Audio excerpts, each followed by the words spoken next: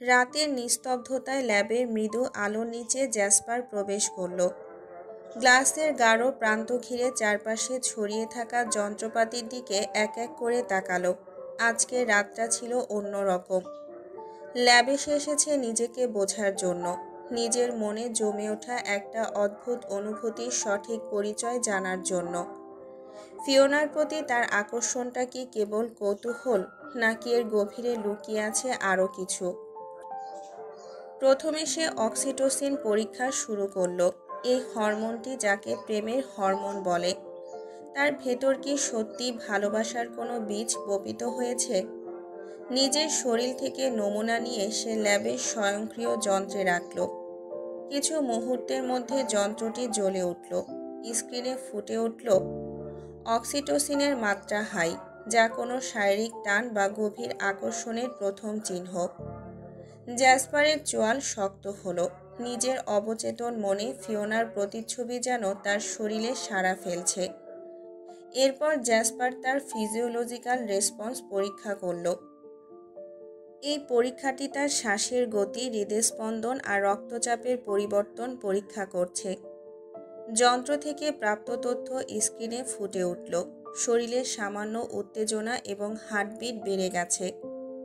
ফিওনার কাছে যাওয়ার মুহূর্তগুলো যেন তার শরীরের প্রতিটা ভাঁজে লুকিয়ে রয়েছে। মনে হলো অজান্তেই সে হৃদয়ে কোনো এক দুর্বলতার বীজ রোপণ করেছে। পরের পরীক্ষা ছিল গ্লুকোজ লেভেল। সাধারণত রোমান্স বা উদ্বেগের মুহূর্তে এই স্তর পরিবর্তিত হয়, যা অনেক সময় প্রেমের আবেগের কারণ হতে পারে।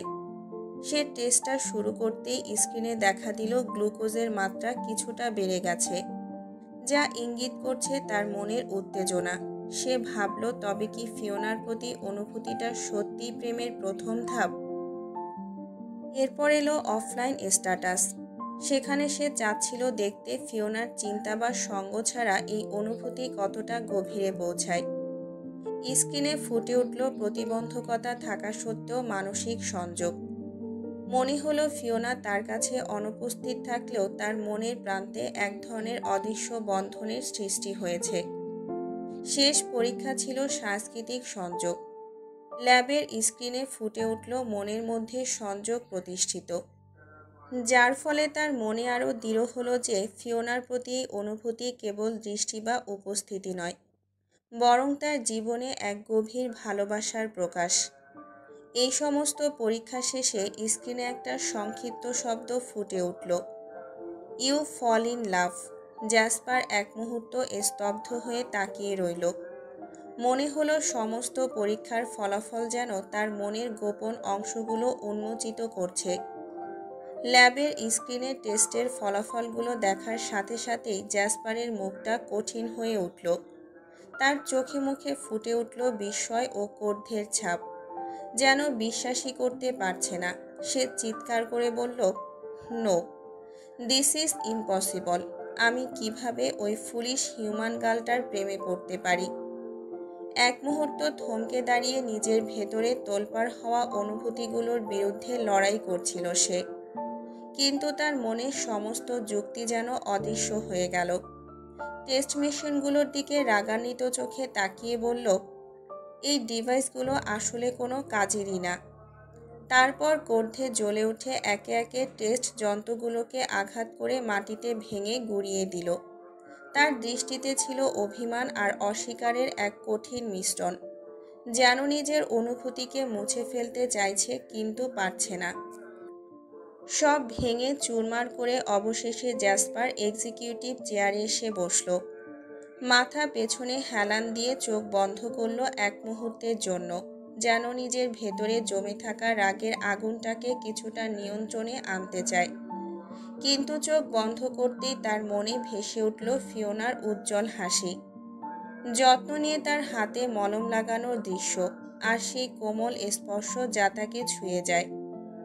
মনে পড়ল সেই মিষ্টি চুম্বন, যে চুম্বন তার হৃদয়ের গভীরে এক কোমল স্পন্দন সৃষ্টি করেছিল। জ্যাসপারের মনের তীব্র রাগ ধীরে ধীরে গলে যেতে লাগলো। অনুভব করল এক অজানা শীতলতা, যেন ফিওনার স্মৃতিগুলো তাকে শান্ত করতে চাইছে। এক গভীর নিঃশ্বাস ফেলে নিজের সত্তাকে যেন তিরস্কার করে বিড়বিড় করে বলল, জ্যাসপার অরিজিন, ড্রাগন প্রিন্স, নিজের ধ্বংস নিজেই ডেকে আনলে। এই মুহূর্তে তার ভেতরে যেন দ্বন্দ্বের স্রোত বয়ে গেল। একদিকে তার অহংকার, অন্যদিকে ফিওনার প্রতি গোপন সেই আবেগ যা তাকে ধীরে ধীরে আবদ্ধ করছে। তার সমস্ত শক্তি শিথিল করে দিয়ে নিঃশব্দে তার মনের গভীরে প্রবেশ করেছে। সারা রাত ল্যাবেই কাটানোর পর সকালে জ্যাসপার বাড়ি ফিরে আসলো। তার সারা শরীর ক্লান্ত, মন ভারাক্রান্ত। কিন্তু যখন সে হাউসে প্রবেশ করলো তার চোখে পড়ল এক অভূতপূর্ব দৃশ্য। কিচেনে সবার আগে ফিওনার অ্যাকোয়ারা ব্যস্ত ছিল, কিন্তু হঠাৎ এক গোলাপি খরগোশ ছুটে এসে দাঁড়ালো জ্যাসপারের পায়ের কাছে। এটা যেন কোনো অদৃশ্য শক্তি ছিল যা ফিওনার দিকে তাকে টেনে আনছে। ফিওনা দ্রুত কিচেন থেকে বেরিয়ে এসে খরগোশটা ধরতে চাইল। সে তাড়াতাড়ি এগিয়ে গিয়ে জ্যাসপারের পায়ের কাছ থেকে খরগোশটা তুলে নিল, কিন্তু এই সময় তার চোখগুলো অদ্ভুতভাবে জ্যাসপারের দিকে উঠে গেল। চোখে এক গভীর চুপচাপ ভাব, এক অপ্রকাশিত ভাব ছিল যা দেখে জ্যাসপার বুঝতে পারল কিছু একটা ঘটছে। ফিওনা খরগোশটা কোলে নিয়ে দাঁড়িয়ে থাকলো, চোখে চোখ রাখল। তার প্রশান্ত মুখের উপর কিছু অব্যক্ত কথা ছিল, যেন সে নিজে বুঝতে পারছে এই মুহূর্তে তাদের মধ্যে কিছু পরিবর্তন হচ্ছে যা তাদের সম্পর্ককে এক নতুন দিশা দেখাতে চলেছে। ফিওনা কিছুক্ষণ স্তব্ধ হয়ে দাঁড়িয়ে রইল। তার চোখে ধরা পড়ে জ্যাসপারের মুখের গম্ভীরতা। জ্যাসপার কিছু না বলে তীক্ষ্ণ চোখে একবার তাকিয়ে হনহন করে সিঁড়ি বেয়ে উপরের দিকে চলে গেল। ফিওনা ধীরে ধীরে খরগোশটাকে নিজের কোলে নিল। তার কোমল হাত দিয়ে তাকে সামলে কিচেনের দিকে হাঁটা দিল। চোখের কোণে একটা মৃদু হাসি ফুটে উঠল। খরগোশটাকে আদর করে বলল, পিঙ্কি, তুমি আর কাউকে পেলে না? ওই দানবটার পায়ের কাছেই যেতে হলো। আমি না থাকলে এতক্ষণে তোমাকে হাঁ করে আগুন ছুঁড়ে ভস্ম করে দিত। খরগোশটা তার কথার অর্থ না বুঝলেও ফিওনার কোলের উষ্ণতায় একরকম নিশ্চিন্ত হয়ে ওর দিকে বড় বড় চোখে চেয়ে থাকল। আজকে সারাটা দিন ফিওনা নিজেকে বইয়ের মধ্যে ডুবিয়ে রেখেছিল। একটা নতুন উপন্যাসের আকর্ষণে ভেসে চলছিল। খরগোশটা তার পাশে ছিল সারাক্ষণ, নীরব আর আদরপ্রিয়, যেন সব সময় তার সঙ্গী হয়ে থাকলো। তবে হঠাৎ করেই দরজা খোলার মৃদু শব্দ শুনতে পায় ফিওনা। অ্যাকোয়ারা ফিওনার কক্ষে আসে খরগোশটার অবস্থা দেখতে। খরগোশটা দরজার পাশেই ঘুরঘুর করছিল। তার চোখে কিছুটা আতঙ্ক ছিল, যেন কিছু ঘটতে চলেছে। স্লাইডিং হয়ে দরজা খুলতেই খরগোশটা দ্রুত দৌড়ে বেরিয়ে যায়। অ্যাকোয়ারা কিছু বুঝে ওঠার আগেই খরগোশটা তীব্র গতিতে করিডোরে চলে যায়। ফিওনা, ওকে আটকাও। আলবিরা বা থারিনিয়াস দেখলে সর্বনাশ হয়ে যাবে। অ্যাকোয়ারা চিৎকার করে বলল, তার গলা তীক্ষ্ণ আতঙ্কে ভরা। ফিওনা তড়িঘড়ি করে বিছানা থেকে উঠে পা ফাঁক করে খরগোশটিকে ধরার জন্য দৌড়ে চলে গেল। কিন্তু খরগোশটির গতিও ছিল অপ্রতিরোধ্য। সে যেন অজানা এক শক্তি নিয়ে করিডোরে দৌড়াচ্ছিল। শেষ পর্যন্ত সে করিডোরের শেষ প্রান্তে চলে যায়। একদম জ্যাসপারের কক্ষের সামনে এসে থেমে দাঁড়ায়। চুপচাপ বসে পড়ে, যেন তার গন্তব্য শেষ হয়ে গেছে। ফিওনা তার পেছনে এসে দাঁড়ালো, একটু বিরক্ত আবার একটু উদ্বিগ্ন। ফিওনা খরগোশটাকে ধরতে ছুটে এসে দাঁড়ালো জ্যাসপারের কক্ষের সামনে। তার হয়তো ধারণাই ছিল না যে জ্যাসপারের ঘরের দরজা শুধুমাত্র নির্দিষ্ট কয়েকজনের জন্যই স্বয়ংক্রিয়ভাবে খুলে যায়। তাই সে সেখানে দাঁড়াতেই দরজা স্লাইডিং হয়ে নিঃশব্দে খুলে গেল, যেন তাকে আমন্ত্রণ জানাচ্ছে। খরগোশটি সেই সুযোগে ফাঁক গলে দ্রুত ঘরের ভেতরে ঢুকে পড়ল। ফিওনা একটু ইতস্তত করলেও দরজার সামনে দাঁড়ানোতেই দরজাটা বন্ধ হচ্ছিল না। তাই বাধ্য হয়ে সে আরও কিছুটা এগিয়ে গেল ভেতরে।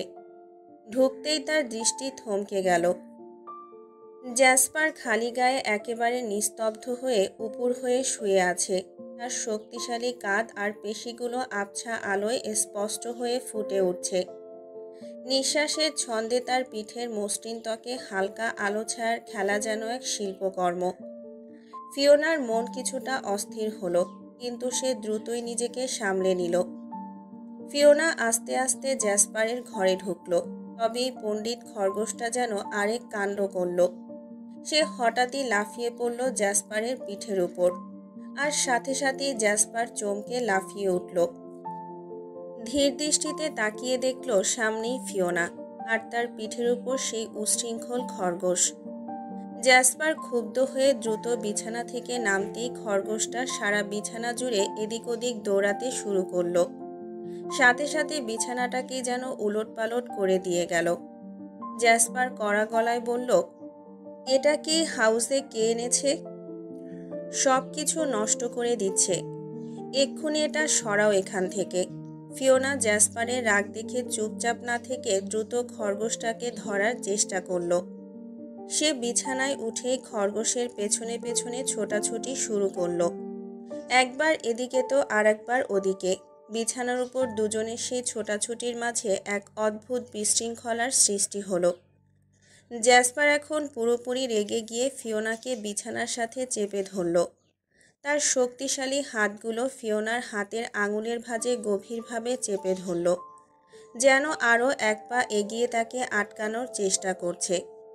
ফিওনার শরীরটা বিছানায় রীতিমতো চেপে গেল। সে স্নায়ুর উপর চাপ অনুভব করল। একদিকে শ্বাসরুদ্ধ, আরেকদিকে জ্যাসপারের উপস্থিতি যেন তাকে ঘিরে নিয়ে আসে। জ্যাসপারের চোখে ফিওনার পুরো দেহে এক অদ্ভুত শীতলতা যেন পাস হয়েছে, তবে অদৃশ্য আগুনও মনে মনে জ্বলছিল। জ্যাসপারের নিঃশ্বাস সোজা ফিওনার নাকের ঠোঁটের উপর পড়তে লাগলো, যেন মুহূর্তের মধ্যে তার সত্তা তাকে পুরোপুরি ঘিরে ফেলেছে। ফিওনার বুক ওঠানামা করছে, গলা শুকিয়ে কাঠ হয়ে যাচ্ছে, যেন প্রতিটা শ্বাস নিতে তার জন্য কঠিন হয়ে উঠছে। সে যেন নিজেকে হারিয়ে ফেলেছে। সারা দেহে এক অজানা শিহরণ ছড়িয়ে পড়ছিল। ফিওনা তার শরীরের প্রতিটা স্নায়ুতে শিহরণ অনুভব করছিল। জ্যাসপারের প্রশ্ন তিক্ত আর রুট, যেন কাটাওয়া শিরায় ছোঁয়াচ্ছে। তার চোখে এক ধরনের ক্রোধ ফুটে উঠেছিল, যা ফিওনাকে কিছু বলার সুযোগ দেয়নি। কি করছিলেটা কি ফিওনা? ওই খরগোশটা আমার গ্লাস হাউসে প্রবেশ করার সাহস কিভাবে পেল? জ্যাসপারের গর্জন আরও তীব্র হলো, যেন তার পুরো অস্তিত্ব এক প্রবল ঝড় বইছিল। ফিওনার শরীরে কোনো শব্দের শক্তি ছিল না, শুধু তার মধ্যে কষ্টকর শিহরণ ছড়িয়ে পড়ছিল। তার পেটের ভেতর যেন উত্তাল একটা সমুদ্র বয়ে যাচ্ছিল। এক মুহূর্তে তার মাথায় এক দমকা ভাবনা এলো, আপনার মতো এমন আস্ত বড় একটা ড্রাগন মনস্টারই হাউসে থাকতে পারলে এই ছোট কিউট প্রাণীটা কেন পারবে না? তবে সে কথাগুলো কেবল মনে মনে বলল, মুখে কিছু উচ্চারণ করতে পারল না। জ্যাসপারের উপস্থিতি, তার শক্তি, সবকিছু মিলিয়ে এক অদ্ভুত নিষ্ঠুরতা ফিওনার মনের মধ্যে থমকে দাঁড়িয়েছিল। জ্যাসপারের সবুজ চোখ জোড়ায় ফিওনা যেন একটানে হারিয়ে যাচ্ছিল। চোখ দুটো ছিল যেন গভীর কোনো সাগর, যেখানে ডুব দিলে আর কখনো ফিরে আসা সম্ভব না। ফিওনা তার চোখে এক স্থির দৃষ্টি রাখল, যেন সে পুরো পৃথিবী হারিয়ে ফেলেছে। তার শ্বাস কিছুটা ভারী হয়ে গিয়েছিল, আর তার কণ্ঠস্বর মৃদু কাঁপছিল। সরি, আর হবে না। আমি পিঙ্কিকে খাঁচায় আটকে রাখব, ও আর আপনাকে বিরক্ত করবে না। ফিওনার ঠোঁটের কোণাগুলো অল্প একটু কাঁপছিল, যেন কথাগুলো বলার সময় তার ভেতর থেকে কোনো এক অচেনা অনুভূতি উঠে আসছিল। সেই কোমল কম্পন, তার গলার স্বরের মিষ্টি টান, সব কিছু মিলিয়ে যেন জ্যাসপারের ভেতরে এক অজানা শিহরণ জাগিয়ে তুলল। তার চোখে এক তীব্র আলোড়ন উঠল, যেন ফিওনার প্রতিটা শব্দ তার হৃদয়ে এক গভীর চিহ্ন রেখে গেল। সে কিছু না বললেও সেই মৃদু শিহরণের মধ্যে এক দৃষ্টির আহ্বান ছিল, যেটি জ্যাসপারকে আরও কাছে টানতে চেয়েছিল। জ্যাসপার ধীরে ধীরে তার ঠোঁট ফিওনার আরও কাছে নিয়ে এলো। আজকে আর কোনো বায়োকেমিক্যালের প্রয়োজন না। আজকে তার চোখে এক ধরনের আকর্ষণ ছিল, যেন আরও একবার ফিওনাকে চুম্বন করার তীব্র ইচ্ছা। তবে কিছু একটা তাকে থামিয়ে দিয়েছিল। আজ তার অনুভূতিতে কিছুটা অস্থিরতা ছিল, কিছুটা বাধা ছিল। ফিওনার অবস্থা যে এতটা দুর্বল হয়ে গেছে তা সে বুঝতে পারছিল। তার ঠোঁট প্রায় ফিওনার ঠোঁটের সাথে ছুঁই ছুঁই করছিল, যেন সময় থেমে গিয়েছে। ফিওনার চোখ দুটো আস্তে আস্তে বন্ধ হয়ে গিয়েছিল। তার শ্বাস কিছুটা ভারী হয়ে উঠেছিল, যেন সে নিজেকে সম্পূর্ণভাবে সেই মুহূর্তের ভেতর হারিয়ে ফেলতে চাচ্ছিল। তার ঠোঁটের কম্পন যেন পুরো শরীরে ছড়িয়ে পড়েছিল। শরীরের প্রতিটা কোষ যেন স্পর্শের জন্য প্রস্তুত ছিল। এই মুহূর্তে তারা একে অপরকে অনুভব করছিল। এক ধরনের মাধুর্য, এক ধরনের অস্পষ্ট টান ছিল, যা তাদের মধ্যে ছিল, কিন্তু সেই মুহূর্তে কোনো শব্দ ছিল না, শুধু নীরবতা আর একে অপরের অজানা আকর্ষণ। হঠাৎ করে জ্যাসপার তার ঠোঁট ফিওনার কাছ থেকে সরিয়ে নিয়ে থেমে গেল। এক মুহূর্তের জন্য যেন পুরো পৃথিবী থেমে গিয়েছিল। তারপর তার গম্ভীর কণ্ঠে সেই শব্দগুলো ছুঁড়ে দিল, আমার কাছে তুমি আর আসবে না, আমার থেকে দূরে দূরে থাকবে, সেটাই তোমার জন্য মঙ্গল। ফিওনার হৃদয়ে সেই শব্দগুলো আছড়ে পড়ল, যেন হঠাৎ করে কোনো অদৃশ্য ভারী জিনিস তার বুকে চেপে বসেছে। সে চুপচাপ চোখ খুলে তাকালো। তার দৃষ্টি ফিসফিস করে, কিন্তু জ্যাসপারের চোখের মধ্যে যা দেখল তা তাকে অবাক করে দিল। জ্যাসপারের কথা বলার মাঝে কোনো ক্রোধ বা রাগের ছোঁয়া ছিল না, বরং জ্যাসপারের চোখে ছিল এক অদ্ভুত শীতলতা, যেন সেই সব অনুভূতি যা সে চেপে রেখেছে সেগুলোই প্রতিফলিত হচ্ছিল। ফিওনার মন ভেঙে যেতে চেয়েছিল, কিন্তু কোনো শব্দ বেরোলো না। তার চোখে হতাশার একটা ছায়া স্পষ্ট হয়ে উঠল, তবুও তাকে কোনো ব্যাখ্যা বা প্রতিক্রিয়া জানানোর সাহস ছিল না। ফিওনা নিজেও বুঝতে পারল না, জ্যাসপার যখন তাকে দূরে থাকতে বলল, তখন তার ভেতর এক অদ্ভুত অস্থিরতা কাজ করছিল। তার মনে এক ধরনের প্রশান্তি আসার কথা, যেহেতু সে এতদিন ধরে এক অনির্দিষ্ট আকর্ষণের মাঝে বন্দী ছিল, যা কখনো একদমই স্পষ্ট ছিল না। কিন্তু আজ যখন জ্যাসপার তাকে দূরে থাকতে বলল, তার অনুভূতিতে কোনো স্বস্তি ছিল না, বরং এক অজানা শূন্যতা তার ভেতরে কুণ্ঠা তৈরি করছিল। তার মন একটা অবর্ণনীয় যন্ত্রণায় ডুবে যাচ্ছিল, এমন এক যন্ত্রণা যা সে শুধু অনুভব করছিল, কিন্তু প্রকাশ করতে পারছিল না। জ্যাসপার ফিওনার হাতের ভাঁজ থেকে নিজের হাতের বাঁধন সরালো। মুহূর্তের জন্যই সবকিছু থেমে গিয়েছিল, যেন সময়ও তার সাথে থেমে গেছে।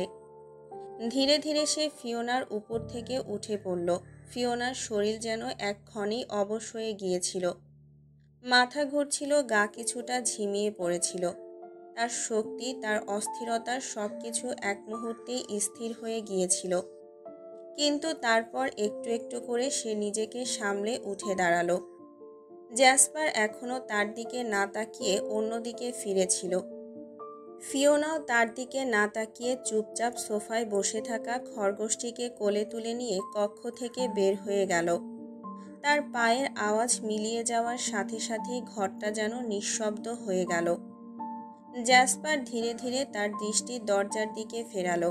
ফিওনার অনুপস্থিতিতে কক্ষের বাতাসে এখনও সেই মিষ্টি ঘ্রাণটা ছিল, হরমোনাল আকর্ষণীয়, যা ফিওনার শরীর থেকে অল্প বিস্তর ছড়িয়ে পড়েছিল। সেই ঘ্রাণ যা একসাথে তাকে টানছিল, আবার দূরে সরিয়েও নিচ্ছিল। এখন তার বুকের ভেতর একটা অস্থিরতা অনুভূত হচ্ছিল, যেন এক টুকরো কিছু তার অন্তরের গভীরতা থেকে কেউ ছিঁড়ে নিয়ে চলে গেছে। সে কি চেয়েছিল, কি বলেছিল, কেন এই শূন্যতা তাকে এতটা আঘাত করেছে? এক অজানা অনুভূতির মধ্যে তলিয়ে যাচ্ছিল জ্যাসপার, যেন তার নিয়ন্ত্রণের বাইরে চলে যাচ্ছিল সে। জ্যাসপার এক দীর্ঘশ্বাস ফেলে। তার মনের গভীরে গুমোট এক অনুভূতি ঘুরপাক খাচ্ছিল। সে নিজেকে শান্ত করার চেষ্টা করছিল, কিন্তু তারপরও এক অদৃশ্য চাপ তার বুকের ভেতর জমে উঠছিল। তার চোখ দুটো যেন কিছু খুঁজছিল, তবে সে জানত সে যা খুঁজছে তা সম্ভব নয়। মনে মনে বিড়বিড় করল, আমাকে ফিওনার কাছ থেকে দূরে থাকতেই হবে। কথাগুলো যেন নিজের উপর এক কঠোর নিয়ম চাপানোর মতো, তবে তার প্রতিটা অক্ষরে ছিল এক অজানা দ্বন্দ্ব। আমার ভেতরের লাভ ফাংশনাল হরমোন তৈরি হওয়ার উৎস একমাত্র এই মেয়ে। ওর থেকে দূরে থাকলেই সব আগের মতো হয়ে যাবে। এই কথা বলার সময় তার চোখে এক অদ্ভুত তীব্রতা ছিল, যেন সে নিজের অন্তর্দ্বন্দ্বকে চিরকাল চুপচাপ লুকিয়ে রাখতে চাচ্ছে। জ্যাসপার মাথা তুলে ধীরে ধীরে তার চারপাশে তাকালো, যেন নিজের ভেতরের গহীনতাগুলোকে খুঁজে বের করার চেষ্টা করছে। এই পৃথিবীতে তার আসার লক্ষ্য ছিল অতি বিশেষ, অ্যাথেরিয়ন এবং একটি গোপন মিশন।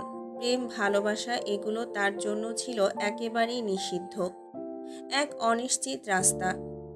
কোনো প্রেম ভালোবাসা না। সে মনে মনে কথাগুলো আওড়ালো, যেন নিজের সঙ্গে সমঝোতা করতে চাইছে। কিন্তু মনের গভীরে তার শরীরের প্রতিটা কোণে কিছু একটা যেন টের পাচ্ছিল, এক ধ্বংসাত্মক অস্থিরতা, যে অস্থিরতা সে বহু বছর ধরে চাপিয়ে রেখেছিল, এখন আর সইতে পারছিল না।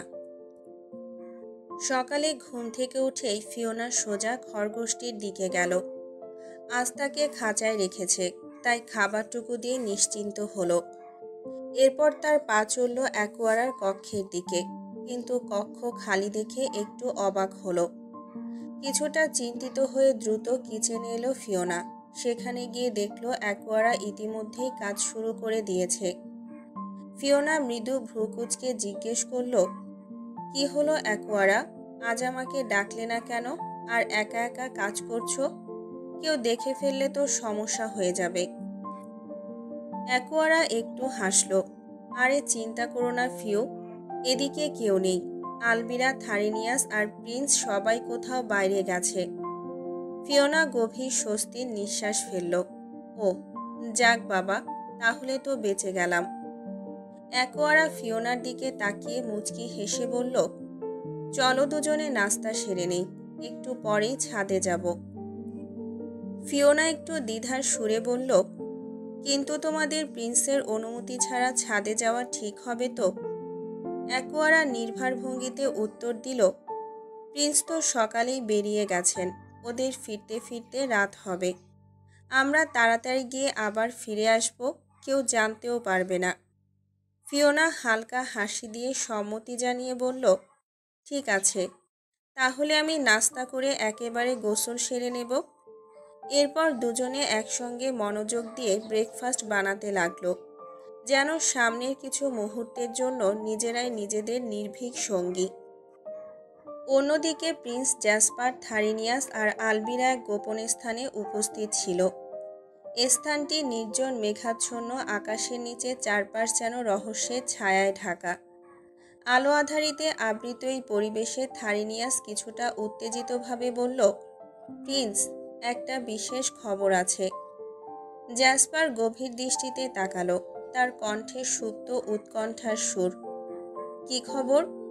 থারিনিয়াস কিছুটা গম্ভীর ভঙ্গিতে বলল, আমি দীর্ঘদিন ধরেই ব্যাপারটা পর্যবেক্ষণ করছি, কিন্তু মিস্টার চেনসিং সম্পর্কে কোনো খোঁজ পাচ্ছি না। এমনকি তাকে দেখাও যাচ্ছে না কোথাও, অনেক দিন হয়ে গেল। ব্যাপারটা খুবই অস্বাভাবিক লাগছে আমার। উনি আবার নতুন কোনো পরিকল্পনা করেননি তো অ্যাথেরিয়নকে নিয়ে? এই কথায় জ্যাসপার চিন্তিত হয়ে গেল। চেনসিংয়ের আচমকাই অন্তর্ধানকে সে সহজভাবে মেনে নিতে পারছিল না, তবুও পরক্ষণেই ব্যাপারটা স্বাভাবিকভাবেই নিল। জ্যাসপার কঠিন দৃষ্টি নিয়ে থারিনিয়াসের দিকে তাকিয়ে বলল, এটা আমাদের দেখার বিষয় নয় থারিনিয়াস, আমাদের এখন পূর্ণ মনোযোগ দিয়ে মিটিংয়ের বিষয়ে ফোকাস করতে হবে। প্রতিটা প্রস্তুতি নিখুঁত হতে হবে, কোনো ভুল করা যাবে না। ডক্টর আর্থার যেদিন তারিখ নির্ধারণ করবেন সেই দিনই আমি একটুখানি শান্তি পাব। মিটিংয়ের আগ পর্যন্ত আমি আর কোনো বিষয় নিয়ে মাথা ঘামাতে চাই না। তার কণ্ঠের দৃঢ়তায় থারিনিয়াস বুঝতে পারল জ্যাসপারের মনের মধ্যে কোনো দ্বিধা নেই। দিনের পর দিন, রাতের পর রাত ধরে মিস্টার চেনসিং বন্দি অবস্থায় রয়েছেন। প্রতিদিনের মতো তাকে খাবার সরবরাহ করা হচ্ছে, যেন তিনি একটা বিশেষ উদ্দেশ্যের জন্যই জীবিত। কারণ তার কাছে এমন কিছু মূল্যবান তথ্য রয়েছে যা ওয়াংলি নিজেও জানে না। এই তথ্যের আশায় তাকে বন্দি অবস্থায় রেখে যত্ন সহকারে তার পরিচর্যা করা হচ্ছে। অন্যদিকে মিস ঝাং প্রায় সম্পূর্ণ সুস্থ হয়ে উঠেছেন। তাকে জানানো হয়েছে যে মিস্টার চেনসিং আর ফিওনা গ্রিসে গেছেন বিশেষ কাজে। এই সংবাদ দিয়েছেন ডক্টর লিউঝান। কিন্তু ফিওনার অনুপস্থিতি নিয়ে ডক্টর লিউঝান এখনও উদ্বিগ্ন। প্রায়ই তিনি ফিওনার খোঁজখবর নিতে চেষ্টা করেন। ফিওনার বান্ধবী লিয়ার সাথেও তিনি দেখা করেছিলেন, কিন্তু লিয়াও তার বন্ধুর কোনো খবর জানে না। তারা ওই নিখোঁজের ঘটনায় গভীর উদ্বিগ্ন, যেন অদৃশ্য কোনো রহস্য তাদের তাড়া করছে। অবশেষে ফিওনা ছাদে যাওয়ার জন্য প্রস্তুতি নিল। আজকে সাজে তার মৃদু স্বচ্ছন্দ স্পর্শ। সে বেছে নিয়েছে একটা সাদা হালকা মিহি কাপড়ের লম্বা কোটি, যা শরীরে এক অনন্য মাধুর্য যোগ করেছে। কোটির নিচে ছিল এক টুকরো গোলাপি ছোঁয়া, একটা ছোট্ট পাতলা ক্রপ টি শার্ট, যা তার কোমরের সূক্ষ্মতা প্রকাশ করে। তার সাথে ছিল একটা জিন্সের শর্ট প্যান্ট, যা হাঁটুর অনেক উপরে এসে থেমেছে। চীনের ঐতিহ্যের ছোঁয়া থাকা সত্ত্বেও এতে আধুনিকতা স্পষ্ট। চুল আঁচড়ে সাজাতে খুব বেশি সময় লাগেনি, কিন্তু তার অবিন্যস্ত চুলগুলো যেন একরকম গোপন নান্দনিকতার ছোঁয়া নিয়ে দাঁড়িয়ে আছে। যদিও কোনো মেকআপ ছিল না তার কাছে, তার মুখের স্নিগ্ধতায় অভিব্যক্তির কোনো অভাব ছিল না। তবে এই বন্দি জীবনের সাজগোজের কোনো আগ্রহও নেই তার। একঘেয়েমি আর অবরুদ্ধতার ভার যেন তার মনের উপর চাপিয়ে রেখেছে এক অদৃশ্য শৃঙ্খল। তার সাজতে ইচ্ছে করে না, এমনকি আয়নার সামনে দাঁড়িয়ে নিজেকে দেখার রুচিটুকুও যেন হারিয়ে গেছে। এই সীমাবদ্ধ জীবনের প্রতিটা দিন যেন একই রকম বিষণ্ণতায় ঢাকা। সাজানোর মতো কোনো স্বপ্ন কিংবা খুশিয়ার অবশিষ্ট নেই ফিওনার মনে। অ্যাকোয়া ফ্লোরা স্টাইলের একটা ফ্রক পরেছে। তার কোমল ডিজাইনে তাকে যেন এক স্বপ্নীল অন্য গ্রহের পরীর মতো লাগছে। তার নীল রঙের চুলের সাথে ফ্রকের নকশা এমনভাবে মিশেছে যে তাকে দেখে মনে হয় যেন কল্পনার রাজকুমারী। ফিওনাকে দেখে অ্যাকোয়ারা মৃদু হাসি দিয়ে বলল, বাহ, আজকে তোমাকে অন্যরকম লাগছে ফিওনা। ফিওনা একটু লজ্জা পেয়ে উত্তর দিল, বেশি খারাপ লাগছে? আসলে আমার এই ড্রেসটা চীনে বেশ জনপ্রিয়। এরকমই পোশাক পরে ওখানকার মেয়েরা। তবে থারিনিয়াস মাঝে মাঝে বিভিন্ন ধরনের ড্রেস নিয়ে আসে। অ্যাকোয়ারা মাথা নাড়িয়ে বলল, হ্যাঁ, বারবার একই শহর থেকে পোশাক আনতে গেলে একটু ঝুঁকি আছে। তাইও বিভিন্ন শহর থেকে ভিন্ন ভিন্ন ধরনের জামাকাপড় সংগ্রহ করে আনে। কথার ফাঁকে তারা ছাদের দিকে যেতে শুরু করলো। কাঠের সিঁড়িগুলো বেয়ে উপরে উঠতে উঠতে ফিওনার অ্যাকোয়ারার মধ্যে হালকা কথা চলতেই লাগলো, যেন এই ছোট ছোট মুহূর্তগুলো তাদের বন্দি জীবনের একঘেয়েমি কিছুটা হলেও দূর করে। অবশেষে ফিওনা ছাদের ভেতরে পা রেখে কিছুটা থমকে দাঁড়ালো।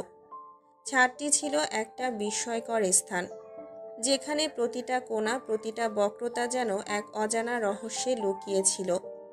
চারপাশে নির্মিত ছিল গ্লাস সিলিং, যার মাধ্যমে ছাদের অপর প্রান্তের দৃশ্য স্পষ্টভাবে দেখা যাচ্ছিল। গ্লাসের উপর সূর্যের আলো যখন পড়ছিল তখন সেটার এক অদ্ভুত ঝলকানি সৃষ্টি হচ্ছিল, যেন কোনো সোনালি রেখা সারা ছাদ জুড়ে ছড়িয়ে পড়ছিল। পায়ের নিচের ফ্লোরও ছিল অন্যরকম, যেন এক ধরনের পাথরের উপর সূক্ষ্ম রঙিন কারুকাজ করা হয়েছে, যেখানে প্রত্যেক পদক্ষেপে এক নতুন দৃষ্টিকোণ সৃষ্টি হচ্ছিল। ফিওনা যেন স্থির হয়ে দাঁড়িয়ে থাকলো। চোখের সামনে ছাদের চারিপাশে টবে ফুটে থাকা ফুলগুলো তাকে মন্ত্রমুগ্ধের মতো আকর্ষণ করছিল। প্রতিটা ফুলের আকার, রং, গন্ধ যেন এক ভিন্ন দুনিয়ার কথা বলছিল। তার চোখ কিছুক্ষণের জন্য হারিয়ে গিয়েছিল এত সব ফুল এত নতুন রূপের সমাহার দেখে, যা সে আগে কখনোই দেখেনি। অ্যাকোয়ারা তার পাশ দিয়ে আস্তে আস্তে এক এক করে ফুলগুলোর পরিচয় দিতে শুরু করলো।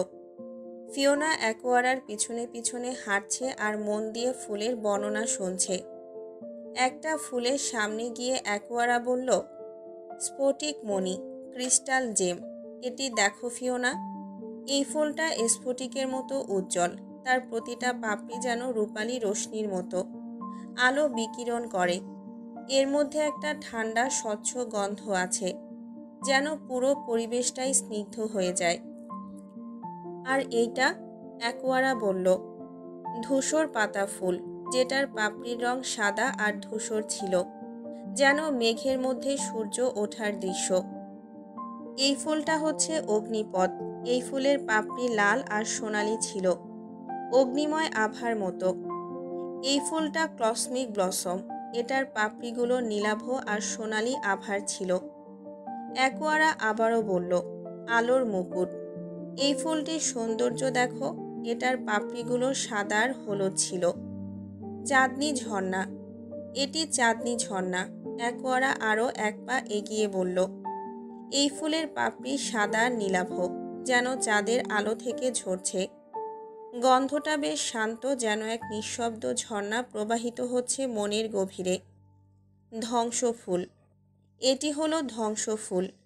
এটার পাপড়ি ছিল ডার্ক মেজেন্ডা ও নীলের মধ্যে একটা রহস্যময় মিশ্রণের। ফিওনা এক এক করে প্রতিটা ফুলের সৌন্দর্য এবং রহস্যে আচ্ছন্ন হয়ে পড়ছিল। তার চোখে যেন একটা নতুন পৃথিবী উন্মোচিত হচ্ছিল। এখানে এক নতুন জীবন, এক নতুন রূপের পূর্ণতা। ফুলগুলোর মাঝে যেন এক অদৃশ্য শক্তি ছিল, যা তাকে আরও কাছে টেনে নিয়ে আসছিল।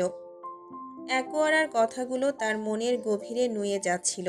তার অনুভূতি যেন একে একে ফুটে উঠছিল ছাদের প্রতিটা কোণে। এমন এক রহস্যময় সৌন্দর্য, যেখানে প্রকৃতি তার নিজস্ব ভাষায় কথা বলছে, আর ফিওনা যেন সেই ভাষা বোঝার চেষ্টা করছে। এক গভীর রহস্যের মধ্যে নিজেকে হারিয়ে ফেলছে। এক পাশের ফুল দেখা শেষে অ্যাকোয়ারা ফিওনাকে আরেক পাশে নিয়ে গেল সেখানকার ফুল দেখাতে। অ্যাকোয়ারা ফিওনাকে আরেক পাশের কিছু ফুলের বর্ণনা দিতে শুরু করলো, আর ফিওনা একে একে প্রতিটা ফুলের সৌন্দর্য মুগ্ধ চোখে দেখছিল। তার সামনে ফুলগুলি যেন এক একটি জীবন্ত কবিতা, এক একটি অনন্য অনুভূতির প্রতীক। হিমবাহ গোলাপ। এটি হিমবাহ গোলাপ, অ্যাকোয়ারা বলল। এটার পাপড়ি ছিল বরফের মতো সাদা, তবে মাঝে মাঝে একটু নীলাভ আভা আছে, যা এক অন্য পৃথিবীর ঠান্ডা হাওয়ার মতো মনে হয়। নীলকমল। আর এই হলো নীলকমল, অ্যাকোয়ারা বলে। এটা এমন এক ফুল যা যেন জলের মধ্য থেকে উঠে আসা। এটার পাপড়ি নীলাভ রঙের ছিল, যেন এক আকাশের রং মিশে গিয়েছে জলে। লাভলেস ফুল। এই ফুলটি খুবই বিশেষ, অ্যাকোয়ারা জানালো।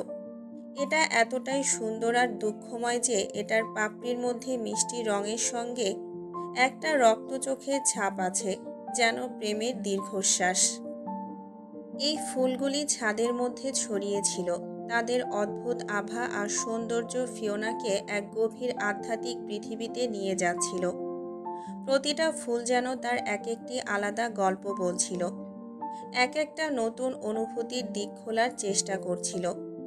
ফিওনা অবাক হয়ে প্রশ্ন করল, আচ্ছা অ্যাকোয়ারা, এই ফুলগুলো কি কখনো যত্ন নিতে হয় না, পানি দিতে হয় না? অ্যাকোয়ারা হাসতে হাসতে বলল, না, সব সময় নয়। শুধু গ্রীষ্মকালীন সময় পানির দরকার হয়, তবে সেটা খুবই কম। ওই যে ছাদের ফ্লোরের নিচে একটা সিস্টেম আছে, অটো স্প্রিং ওয়াটারিং সিস্টেম, অ্যাকোয়ারা পুনরায় বলল। এটা এমন একটা সিস্টেম যা প্রাকৃতিকভাবে বা আধুনিক প্রযুক্তির মাধ্যমে গাছগুলোর স্বয়ংক্রিয় পানি সরবরাহ করে, যেখানে পাইপের ছিদ্র দিয়ে পানি ছড়িয়ে পড়ে একাধিক বাটন দিয়ে নিয়ন্ত্রণ করা যায়। অনেকগুলো মোটা লোহার পাইপ পাতা আছে, আর সেই পাইপগুলোর মধ্যে ছিদ্রও রয়েছে। একে একে পানি দেওয়ার সময় ওই ছিদ্রগুলো দিয়ে পানি ছড়িয়ে পড়ে পুরো ছাদে। ফিওনা অবাক হয়ে জিজ্ঞেস করল, তাহলে এভাবেই পানি দিতে হয়? কোনো সমস্যা তো হলো না ফ্লোরে হাঁটার সময়? ছাদের এক কোণে দাঁড়িয়ে ফিওনা অ্যাকোয়ারার থেকে গাছগুলোর পরিচর্যার এক অদ্ভুত সিস্টেমের কথা শুনে অবাক হয়ে গেল। অ্যাকোয়ারা গর্বিতভাবে উত্তর দিল, এটা হচ্ছে অত্যাধুনিক পানি সিস্টেম, যা ফ্লোরের নিচে থাকা লোহার পাইপের মাধ্যমে কাজ করবে। এগুলোতে ছোট ছোট ছিদ্র আছে, যেগুলো থেকে পানি বের হয়ে সোজা গাছের গোড়ায় পৌঁছাবে। পুরো সিস্টেমটা এত সুন্দরভাবে কাজ করবে যেন কোনো কিছুই অপ্রতিরোধ্য নয়। তবে সবচেয়ে আশ্চর্যের বিষয় হলো এখানে কোনো রকমের জল দূষণ বা সমস্যা হয় না। শুধু এই বাটনগুলোই প্রেস করতে হয়। সে একটি সাদা গোলাকার বাটনের দিকে নির্দেশ করল, যেটি ছাদের ফ্লোরে এক কোণে স্থাপন করা ছিল। ফিওনা কৌতূহলী হয়ে প্রশ্ন করল, এই সিস্টেমটা কি খুবই জটিল? না, খুবই সহজ। অ্যাকোয়ারা হাসতে হাসতে বলল, ফ্লোরের নিচে পাইপগুলো তৈরি করা হয়েছে এমনভাবে যেন যখন তুমি বাটনটি চাপবে সিস্টেমটা অটোমেটিক্যালি সক্রিয় হবে আর পানির প্রবাহ শুরু হবে। এছাড়াও বাটনগুলো এমনভাবে রাখা হয়েছে যাতে হাঁটার সময় কোনো অসুবিধা না হয়। তারা সূক্ষ্ম আর মসৃণ অবস্থায় আছে। ফিওনা আরও অবাক হয়ে বলল, এটা তো খুবই ইন্টারেস্টিং সিস্টেম, একদম নিখুঁত। ফিওনা ছাদের দৃশ্য আবার একবার চোখে ধারণ করল। রঙিন ফুলের গাছগুলো, স্নিগ্ধ বাতাস এবং সেই অদ্ভুত আধুনিক পানি সিস্টেম। তাহলে সবকিছুই এত সুন্দরভাবে সাজানো। এসব গাছগুলো দেখে মনে হচ্ছে যেন তারা তাদের জন্য নিখুঁত যত্ন পাচ্ছে। ফিওনা মুগ্ধ হয়ে বলল। অ্যাকোয়ারা মৃদু হেসে ফিওনাকে বলল, তুমি একটু থাকো, আমি আসছি। একটা জিনিস ভুলে গেছি, দাঁড়াও, আসছি, একটু সময় লাগবে। ফিওনা মাথা নেড়ে সম্মতি জানালো। ঠিক আছে অ্যাকু, তাড়াতাড়ি আসো। অ্যাকোয়ারা দ্রুত পা চালিয়ে ছাদ থেকে নেমে গেল। তার চলে যাওয়ার মুহূর্তেই ফিওনার চারপাশে শান্তি ভর করল। ছাদের ফুল গাছগুলো সেই অদ্ভুত ফুলের সুগন্ধ আর হালকা বাতাসের মৃদু নিঃশ্বাস তাকে অদ্ভুত এক প্রশান্তির মধ্যে ডুবিয়ে দিল। ফিওনা নিঃশব্দে দাঁড়িয়ে থাকল, তার চোখে কিছুটা চিন্তা, কিছুটা বিরক্তি। এত সুন্দরী জায়গা, তবুও কিছু একটা ছিল যা তার মনকে অস্থির করে তোলে। ছাদের কিনারায় এসে দাঁড়ালো ফিওনা। চারপাশে তাকালেই শুধু পাহাড় আর পাহাড়। সবুজে আচ্ছাদিত প্রকৃতি যেন অশেষ এবং একেবারে আকাশের সীমানায় মিশে গেছে। মেঘগুলো এত কাছের যেন হাত বাড়ালেই ছুঁয়ে দেওয়া যাবে। এই দৃশ্য ছিল যেন কোনো স্বপ্নের মতো। ফিওনা চোখ বন্ধ করে কিছুটা অবাক হয়ে হাত বাড়ালো। মেঘের নরম গাঁথনে প্রথমে হাতটা ছুঁয়ে গেল। এক অদ্ভুত ঠান্ডা অনুভূতি সারা শরীরে ছড়িয়ে পড়ল, যেন স্পর্শ করা কোনো শীতল সুতোর মতো। মেঘের মৃদু অনুভূতি হাতের পেছন থেকে আঙুলের ডগা পর্যন্ত এক আশ্চর্য শিহরণ তৈরি করল, যা একটানা প্রশান্তি এনে দিল। হাতের তালুতে অদৃশ্যভাবে ঠান্ডা মেঘের মিষ্টি কোমলতা প্রতিফলিত হচ্ছে, যেন বাষ্পে ভাসমান কোনো অদৃশ্য শক্তি তাকে স্পর্শ করছে। হঠাৎ ফিওনার মাথায় একটা দুষ্টু বুদ্ধি এলো। আচ্ছা, অ্যাকোয়ারা যে পানি দেওয়ার সিস্টেমের কথা বলছিল, যদি আমি সেটা চালু করি, তাহলে তো দেখতে পারবো কিভাবে গাছগুলোকে পানি দেওয়া হয়। এই চিন্তা মনে আসতেই ফিওনা ফ্লোরের কাছে থাকা একটা বাটন প্রেস করল সংকট। ঠিক তখনই সিস্টেমের ভেতর থেকে একটা নড়াচড়া শুরু হলো। এক মুহূর্তের মধ্যে চারপাশে থাকা ফ্লোরের সব পাইপ থেকে পানি বের হতে শুরু করলো, যেন কোনো ঝর্ণা থেকে তারিফের মতো স্রোত বেরিয়ে আসছে। প্রথমে অল্প কিছু, তারপর আরও দ্রুত গতিতে পানি ছড়িয়ে পড়ল। সবগুলো পাইপ থেকে একসঙ্গে বেরিয়ে আসছিল। ফিওনা অবাক হয়ে দাঁড়িয়ে থাকলো। পুরো ছাদ এক নিমিষে পানিতে ভিজে গেল। তার শরীরে জামা কাপড় একেবারে ভিজে গেল, স্যাঁতসেঁতে হয়ে গিয়েছে। পানি সারা ছাদে ছড়িয়ে পড়ল। সে চিৎকার করে করে ডাকতে লাগলো, অ্যাকোয়ারা, তবে কোনো সাড়া শব্দ পাওয়া গেল না। ফিওনা হতভম্ব হয়ে আবার একাধিকবার প্রেস করতে লাগলো, কিন্তু কোনো কাজ হলো না। পানির প্রবাহ থামল না, বরং আরও জোরে বের হতে লাগলো। এদিকে ছাদে প্রবেশ করা আর বের হওয়ার সিস্টেম ফিওনা জানে না। একদম নিজেই তার ভুল বুঝতে পারল। সে যে সিস্টেম চালু করেছিল তা কাজ করছে, কিন্তু বন্ধ করার উপায় সে জানে না। সেখান থেকে বের হওয়া পানি থামানো সম্ভব ছিল না। অ্যাকোয়ারাই জানতো এই সিস্টেমের সঠিক কৌশল। ফিওনা একাধিকবার বাটন প্রেস করার ফলে জলপ্রবাহ এতটাই তীব্র হয়ে ওঠে যে ফিওনার শরীরে পড়া প্রতিটা ফোঁটা যেন ধারালো কাঁটার মতো। পানি যেন শক্ত হয়ে গায়ে আছড়ে পড়ছিল। সে সরে যেতে চেষ্টা করল, কিন্তু চারদিক থেকে আসা পানি তাকে যেন এক জায়গায় আটকে রেখেছে। প্রতি মুহূর্তে তার শরীর আরও ভিজে যাচ্ছিল, আর পানি যেন তার শরীরের প্রতিটা অংশে চাপ সৃষ্টি করছিল। প্রথমে সামান্য অস্বস্তি, তারপর ধীরে ধীরে ব্যথার অনুভূতি হতে লাগলো। ফিওনা ভিজে যাওয়ার সঙ্গে সঙ্গে তার পুরো শরীর তীক্ষ্ণ ঠান্ডায় কাঁপতে শুরু করলো। পানি এতটাই প্রবল ছিল যে তার শরীরের উপর আছড়ে পড়তে পড়তে যেন এক ধরনের ভারী অনুভূতির সৃষ্টি হচ্ছিল। এক এক করে তার শরীর আরও ভিজে যাচ্ছিল, কিন্তু সেই একই সময় তার মনে এক শূন্যতা, এক অসহায়ত্বের অনুভূতি জন্ম নিচ্ছিল। হঠাৎ করেই ফিওনার কনুই ধরে একজন শক্ত হাতে টান দিয়ে তাকে নিজের দিকে ঘুরিয়ে দিল। প্রথমে কিছুই বুঝে উঠতে পারল না ফিওনা। চোখের সামনে অন্ধকারের মধ্যে দিয়ে একটা মুখ একে একে স্পষ্ট হতে লাগলো। তার হৃদস্পন্দন কিছুটা দ্রুত হয়ে উঠল। আতঙ্কের মিশ্রণ অনুভব করছিল সে, কিন্তু ঠিক কী অনুভব করছে, আশ্বস্ত হবে নাকি ভয় পাবে, সেই মুহূর্তে ঠিক করতে পারছিল না। তার সামনে দাঁড়িয়ে থাকা পুরুষটি এক চমকানো দৃষ্টিতে তাকে দেখে যাচ্ছিল। সেই সবুজ চোখ দুটি যেন গভীর কোনো রহস্যে মোড়া ছিল। সেই চোখগুলো সরাসরি ফিওনার দিকে তাকিয়েছিল, যেন তার আত্মাকে ছুঁয়ে যাচ্ছিল। তার দৃষ্টিতে ছিল এক তীক্ষ্ণতা। জ্যাসপার কঠোর কণ্ঠে বলল, এই মেয়ে, তুমি ছাদে কি করছো? কার অনুমতি নিয়ে এখানে এসেছো? আর এসব কি করছো তুমি?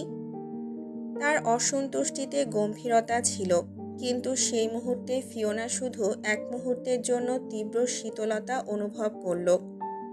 জ্যাসপারও পুরোপুরি ভিজে গেছে, তার কালো ব্লেজারের উপর পানি কাঁপছে। ফিওনাকে শক্তভাবে ছেড়ে দিয়ে জ্যাসপার দ্রুত সেই বাটন প্রেস করতে শুরু করল। তবে বাটনগুলো একাধিকবার প্রেস করার কারণে কন্ট্রোল সিস্টেম সম্পূর্ণরূপে বন্ধ হয়ে গিয়েছে। বাটন কাজ না করায় জ্যাসপার হতাশ হয়ে একেবারে সিস্টেমটা ঠিক করতে চেষ্টা করছিল। তার চোখে চাপের ছাপ স্পষ্ট। হঠাৎ করেই জ্যাসপারের চোখ চলে গেল ফিওনার দিকে। ফিওনা যে পোশাকটি পরেছিল তা হালকা গোলাপি আর সাদা রঙের জামা। ভিজে যাওয়ার পর একে একে তার শরীরের প্রতিটা ভাঁজ স্পষ্ট হয়ে উঠল। জামার কাপড়টি এতটুকু পাতলা হয়ে গিয়েছিল যে পানি চলতে চলতে তার দেহের সঙ্গে আঁটসাঁট হয়েছিল, যেন তার শারীরিক গঠন আরও স্পষ্ট হয়ে উঠছে। গোলাপি আর সাদা রঙের সারা জামাটি ভিজে নরম হয়ে গিয়েছিল।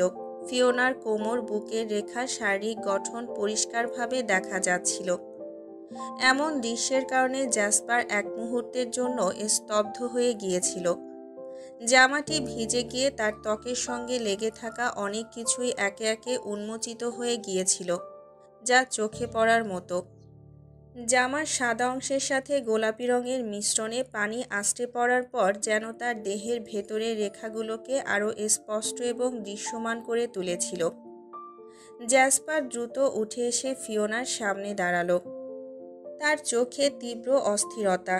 তার হাত তড়িঘড়ি করে নিজের কালো ব্লেজারটা খুলে ফিওনার দিকে বাড়িয়ে দিল।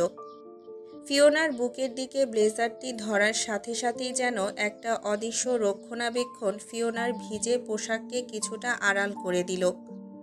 ফিওনা অবাক হয়ে তাকালো, কিন্তু কিছুই বুঝতে পারল না। তার মুখে একটুকু অজ্ঞতা ফুটে উঠল। জ্যাসপার আবার ফিরে যায় নিজের জায়গায়, সিস্টেমের কাছে।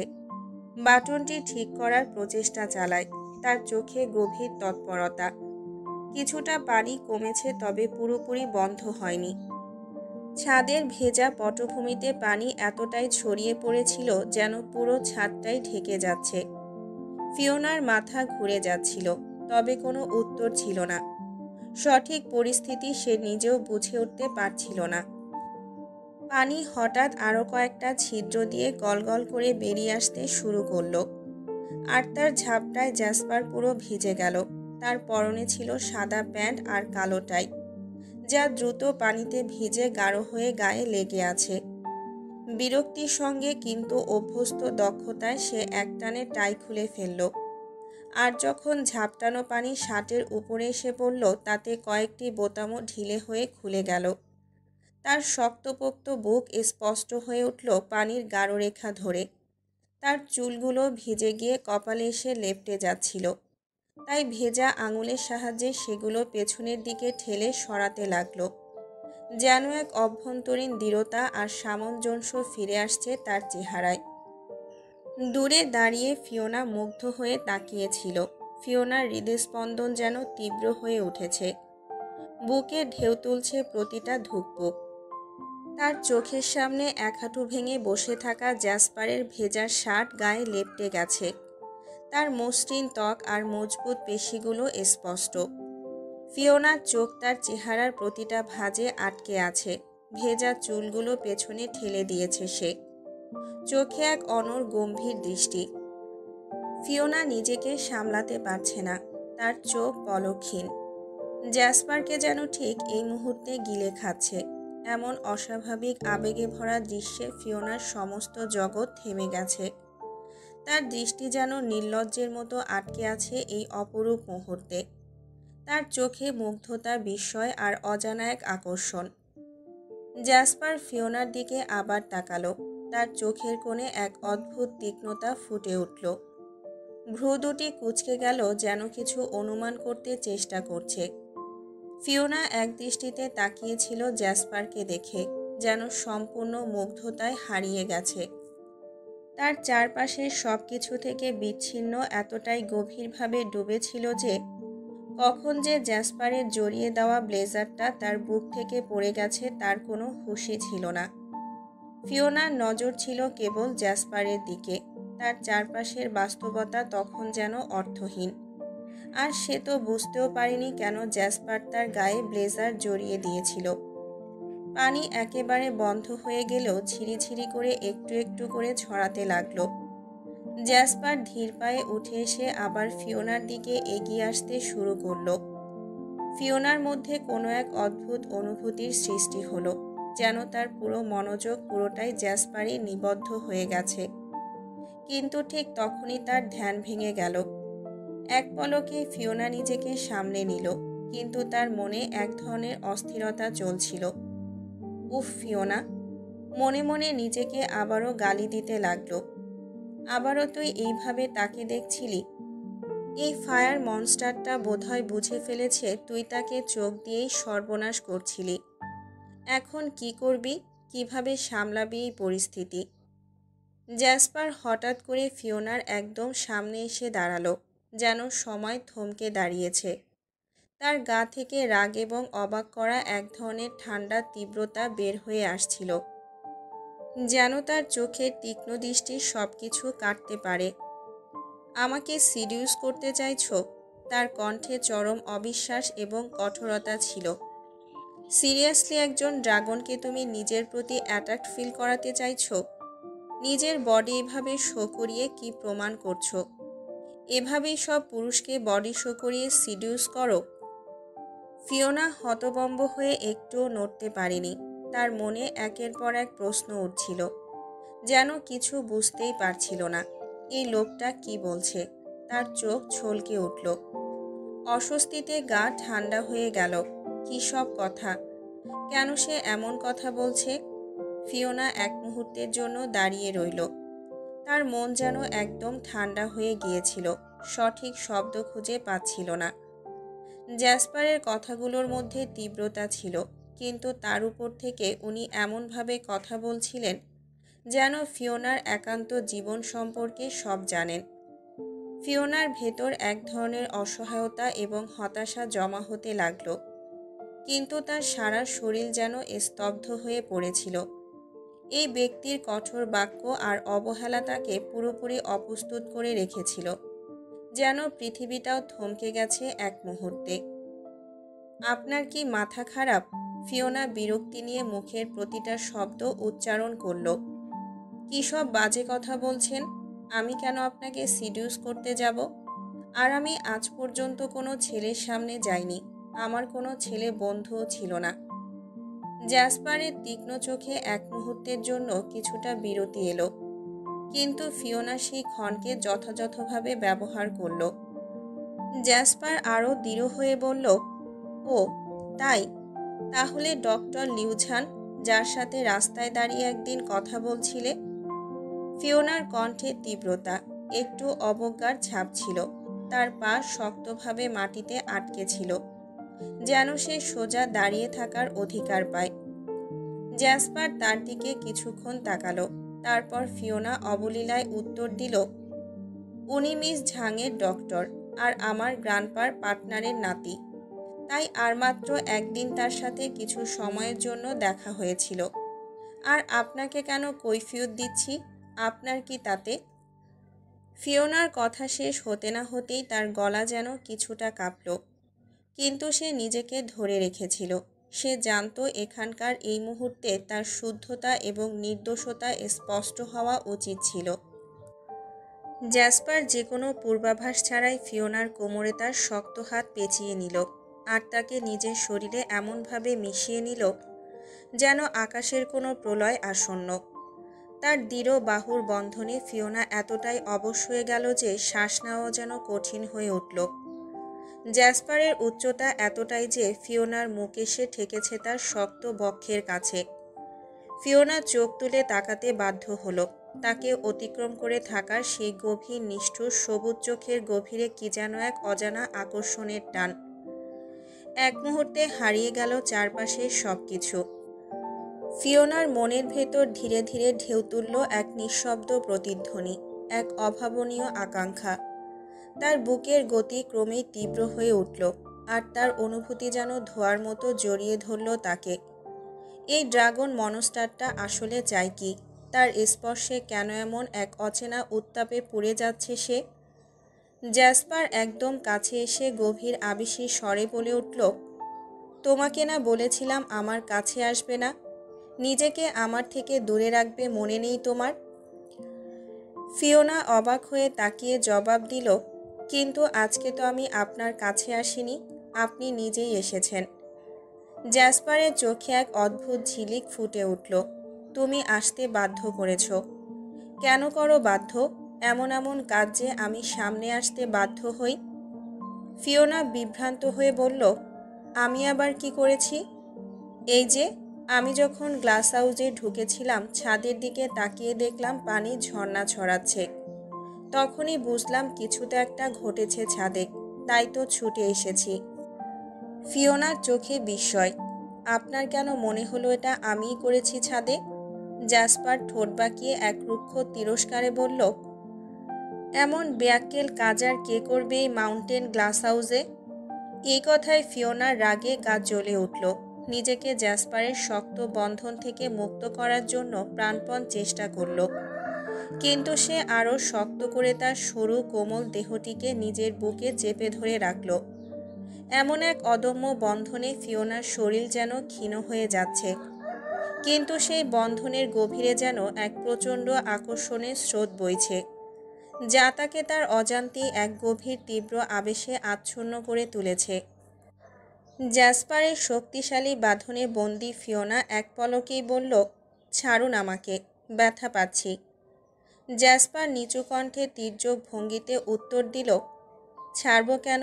এটাই তো চেয়েছিলে, আমি তোমার প্রতি আকর্ষিত হয়ে তোমার কাছে আসি।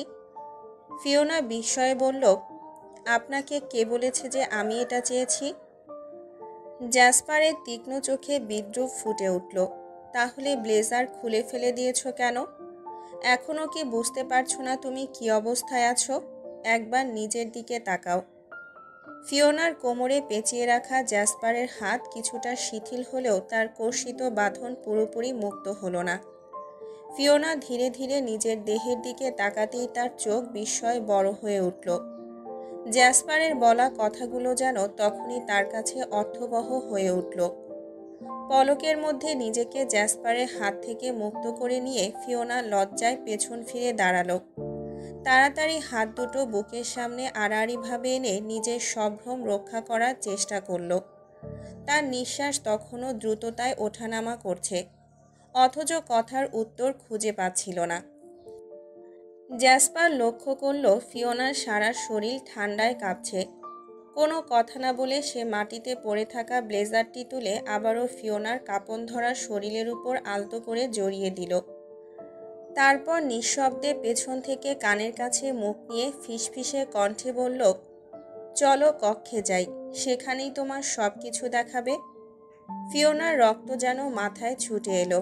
তার কান দুটি লজ্জায় আগুনের মতো গরম হয়ে উঠল। এমন নির্লজ্জ উক্তির জবাব খুঁজে না পেয়ে সে তাড়াতাড়ি হাত দিয়ে নিজের দুই কান চেপে ধরল, যেন শব্দগুলোকে তাড়াতে চায়। একই মুহূর্তে দূর থেকে অ্যাকোয়ারা সব কিছু লক্ষ্য করছিল। তার চোখে বিস্ময় ঝলসে উঠল। এ কেমন নতুন প্রিন্স! এমন আচরণ যেন এক অনন্য বৈপরীত্য। প্রিন্স জ্যাসপারের আচরণে অ্যাকোয়ারার মনে দ্বিধার স্রোত বইতে লাগলো। যে প্রিন্স কোনোদিন নারীর দিকে ভালো করে তাকায়নি পর্যন্ত, অ্যালিসার মতো অভিজাত ড্রাগন কন্যার সঙ্গে যার বিবাহ ঠিক করা, তার হাতটাও আজ পর্যন্ত ধরেনি জ্যাসপার। সেই তিনি কি করে আজ এক মানব কন্যাকে এমন স্নেহময় তত্ত্বাবধানে জড়িয়ে নিচ্ছেন? ফিওনার কাঁপন দেখে ব্লেজারটি নিজের হাতে তাকে জড়িয়ে দিতে দেখা যেন অ্যাকোয়ারার চোখে নতুন এক জ্যাসপারকে উপস্থাপন করা। সন্দেহ আর বিস্ময়ে অবশিষ্ট না থাকতে পেরে জ্যাসপারের পিছু ফিরে তাকানোর আগেই অ্যাকোয়ারা ছাদের দরজা থেকে সরে গেল। এদিকে ফিওনার দিকে তাকিয়ে জ্যাসপার এক শান্ত অথচ দৃঢ় কণ্ঠে বলল, চলো এবার নিচে যাই। কাঁপতে কাঁপতে ফিওনা তার পিছু নিল। নিস্তব্ধ সিঁড়িতে তাদের পদক্ষেপের শব্দ যেন আরও গভীর হয়ে উঠল। ফিওনার শ্বাস আর জ্যাসপারের দীর্ঘ ছায়া। সিঁড়ি বেয়ে নামতে নামতে সেই বিকেলেই যেন এক নতুন অধ্যায়ের সূচনা হলো। দুজন একসাথে ছাদ থেকে নামতেই জ্যাসপার নীরবে নিজের কক্ষে চলে গেল। ফিওনা করিডোর ধরে নিজের কক্ষের দিকে পা বাড়াতেই হঠাৎ অ্যাকোয়ারার সামনে এসে পড়ে। চোখে মুখে জিজ্ঞাসা আর উদ্বেগের ছাপ নিয়ে ফিওনা জিজ্ঞেস করল, অ্যাকোয়ারা, তুমি আমাকে ছাদে একা রেখে কোথায় চলে গিয়েছিলে? অ্যাকোয়ারা খানিকটা বিব্রত হেসে বলল, আসলে একটা গুরুত্বপূর্ণ কাজের কথা হঠাৎ মনে পড়ে গিয়েছিল, তাই নিচে নেমেছিলাম। আর অনেকক্ষণ পরেই দেখি থারিনিয়াস আর আলবিরা হাউসে প্রবেশ করেছে। ওদের সামনে তো ছাদে আসা সম্ভব ছিল না, নইলে ওরা ঠিকই ধরে ফেলতো যে তুমিও ছাদে আছো। ভেবেছিলাম কিছু সময় পরে কৌশলে তোমাকে নামিয়ে আনবো, কিন্তু তখনই দেখি প্রিন্স হনহন করে ছাদের দিকে উঠে যাচ্ছেন, তাই আর সাহস পাইনি। ফিওনা একটু ভ্রুকুটি করে বলল, সরি অ্যাকু, আসলে আমি কৌতূহল সামলাতে না পেরে বাটনটা চাপ দিয়েছিলাম। অ্যাকোয়ারা চিন্তান্বিত দৃষ্টিতে ফিওনার দিকে তাকিয়ে বলল, ফিওনা, এমন কোনো কাজ আর করো না প্লিজ। এতে শুধু তুমি না, আমাদের সবারই বিপদ হতে পারে। এখন বরং নিজের ঘরে যাও, জামা কাপড় পাল্টে বিশ্রাম করো। ফিওনা একরকম মাথা নেড়ে সম্মতি জানিয়ে অ্যাকোয়ারার কাছ থেকে বিদায় নিয়ে নিজের কক্ষে চলে গেল। অ্যাকোয়ারা করিডোরের নিস্তব্ধতায় দাঁড়িয়ে থেকে এক অজানা আশঙ্কায় মগ্ন হয়ে হাঁটতে থাকে। তার মনে প্রশ্ন, কি এমন ঘটেছে প্রিন্সের মধ্যে, যার ফলে সে এমন আচরণ করছে? কক্ষে প্রবেশ করে ফিওনা ভেজা কাপড় পাল্টানোর সময় ব্লেজারটা গা থেকে খুলতেই এক অদম্য আকর্ষণ অনুভব করল। যেন এক অদৃশ্য শক্তি তাকে সেই ব্লেজারের দিকে টানছিল। তার হাত স্বয়ংক্রিয়ভাবে ব্লেজারের উপরে রেখে চোখ দুটো বন্ধ করে সে। অল্প সময়ের জন্য তা উপরের দিকে টেনে নিয়ে ঘ্রাণ নিতে থাকল। সেই ঘ্রাণ যেন এক স্নিগ্ধ মাতাল করার সুবাস যা তার স্নায়ুতে অজান্তে প্রবাহিত হচ্ছিল।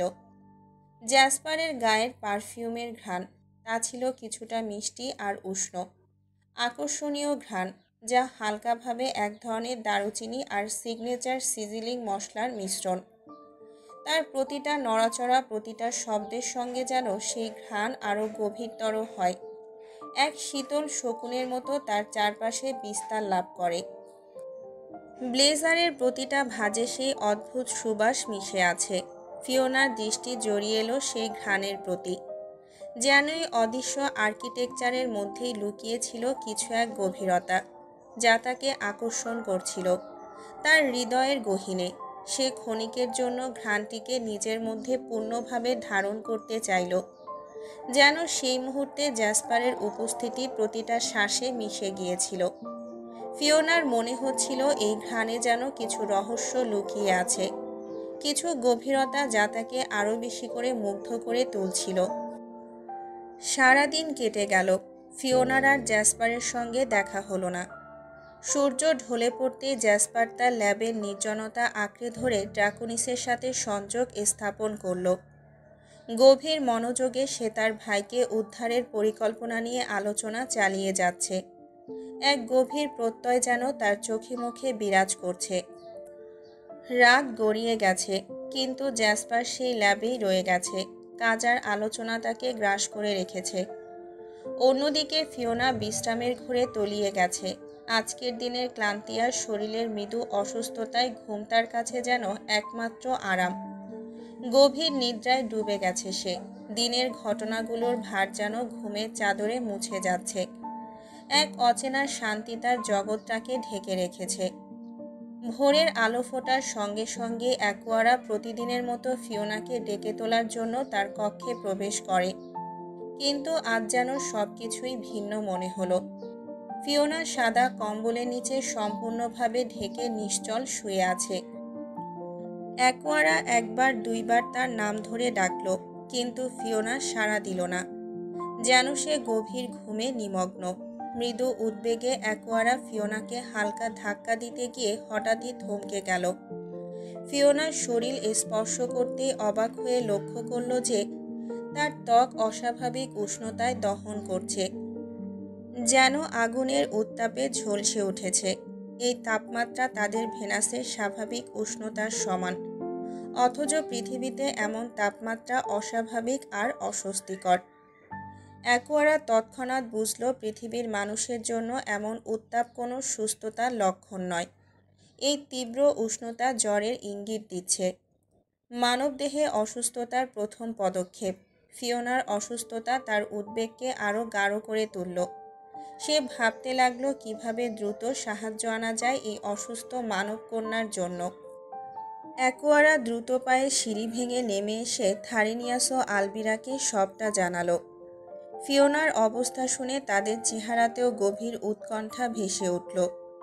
তারপর তারা সবাই নিঃশব্দে অপেক্ষায় দাঁড়িয়ে রইল প্রিন্সের ল্যাব থেকে আসার প্রতীক্ষায়। অবশেষে গ্লাস হাউসের দরজা খুলে এক দুর্বার অথচ স্থির উপস্থিতিতে জ্যাসপার প্রবেশ করল। লিভিং রুমে সে সবার মুখে গাঢ় চিন্তার ছাপ খেয়াল করল। সেই মুহূর্তে যেন পুরো স্থানটির বায়ু ভারী হয়ে উঠল তার আভিজাত্যের প্রভাবে। প্রতিটা পদক্ষেপে তার নির্ভীক চাহনি, কঠোর মুখব্বয় আর প্রখর নির্লিপ্ততার আভাস ফুটে উঠল। সবার কৌতূহল ও উৎকণ্ঠা ভেদ করে জ্যাসপার ধীর কণ্ঠে বলল, কি হয়েছে? সবাই এমনভাবে দাঁড়িয়ে আছো কেন একসাথে? তার প্রশ্নের প্রতিধ্বনিত সুরে সবাই যেন আরও সংকুচিত হয়ে পড়ল। থারিনিয়াস কিছুক্ষণ চুপ থেকে অবশেষে বলল, প্রিন্স, ওই মানব মেয়েটির প্রবল জ্বর এসেছে। তার অবস্থা অত্যন্ত শোচনীয়। জ্যাসপারের মুখে এক মুহূর্তের জন্য চিন্তার রেখা পড়লেও সে নিজেকে দৃঢ় রেখে মুখের ভাব পাল্টাল না, যেন নিজের সমস্ত উদ্বেগকে লুকিয়ে রেখে দাঁড়িয়ে রইল সবার সামনে, নিরাসক্ততার অদৃশ্য আড়ালে গভীর চিন্তায় ডুবে। জ্যাসপার থারিনিয়াসকে দৃঢ়কণ্ঠে নির্দেশ দিল, ল্যাবে যাও।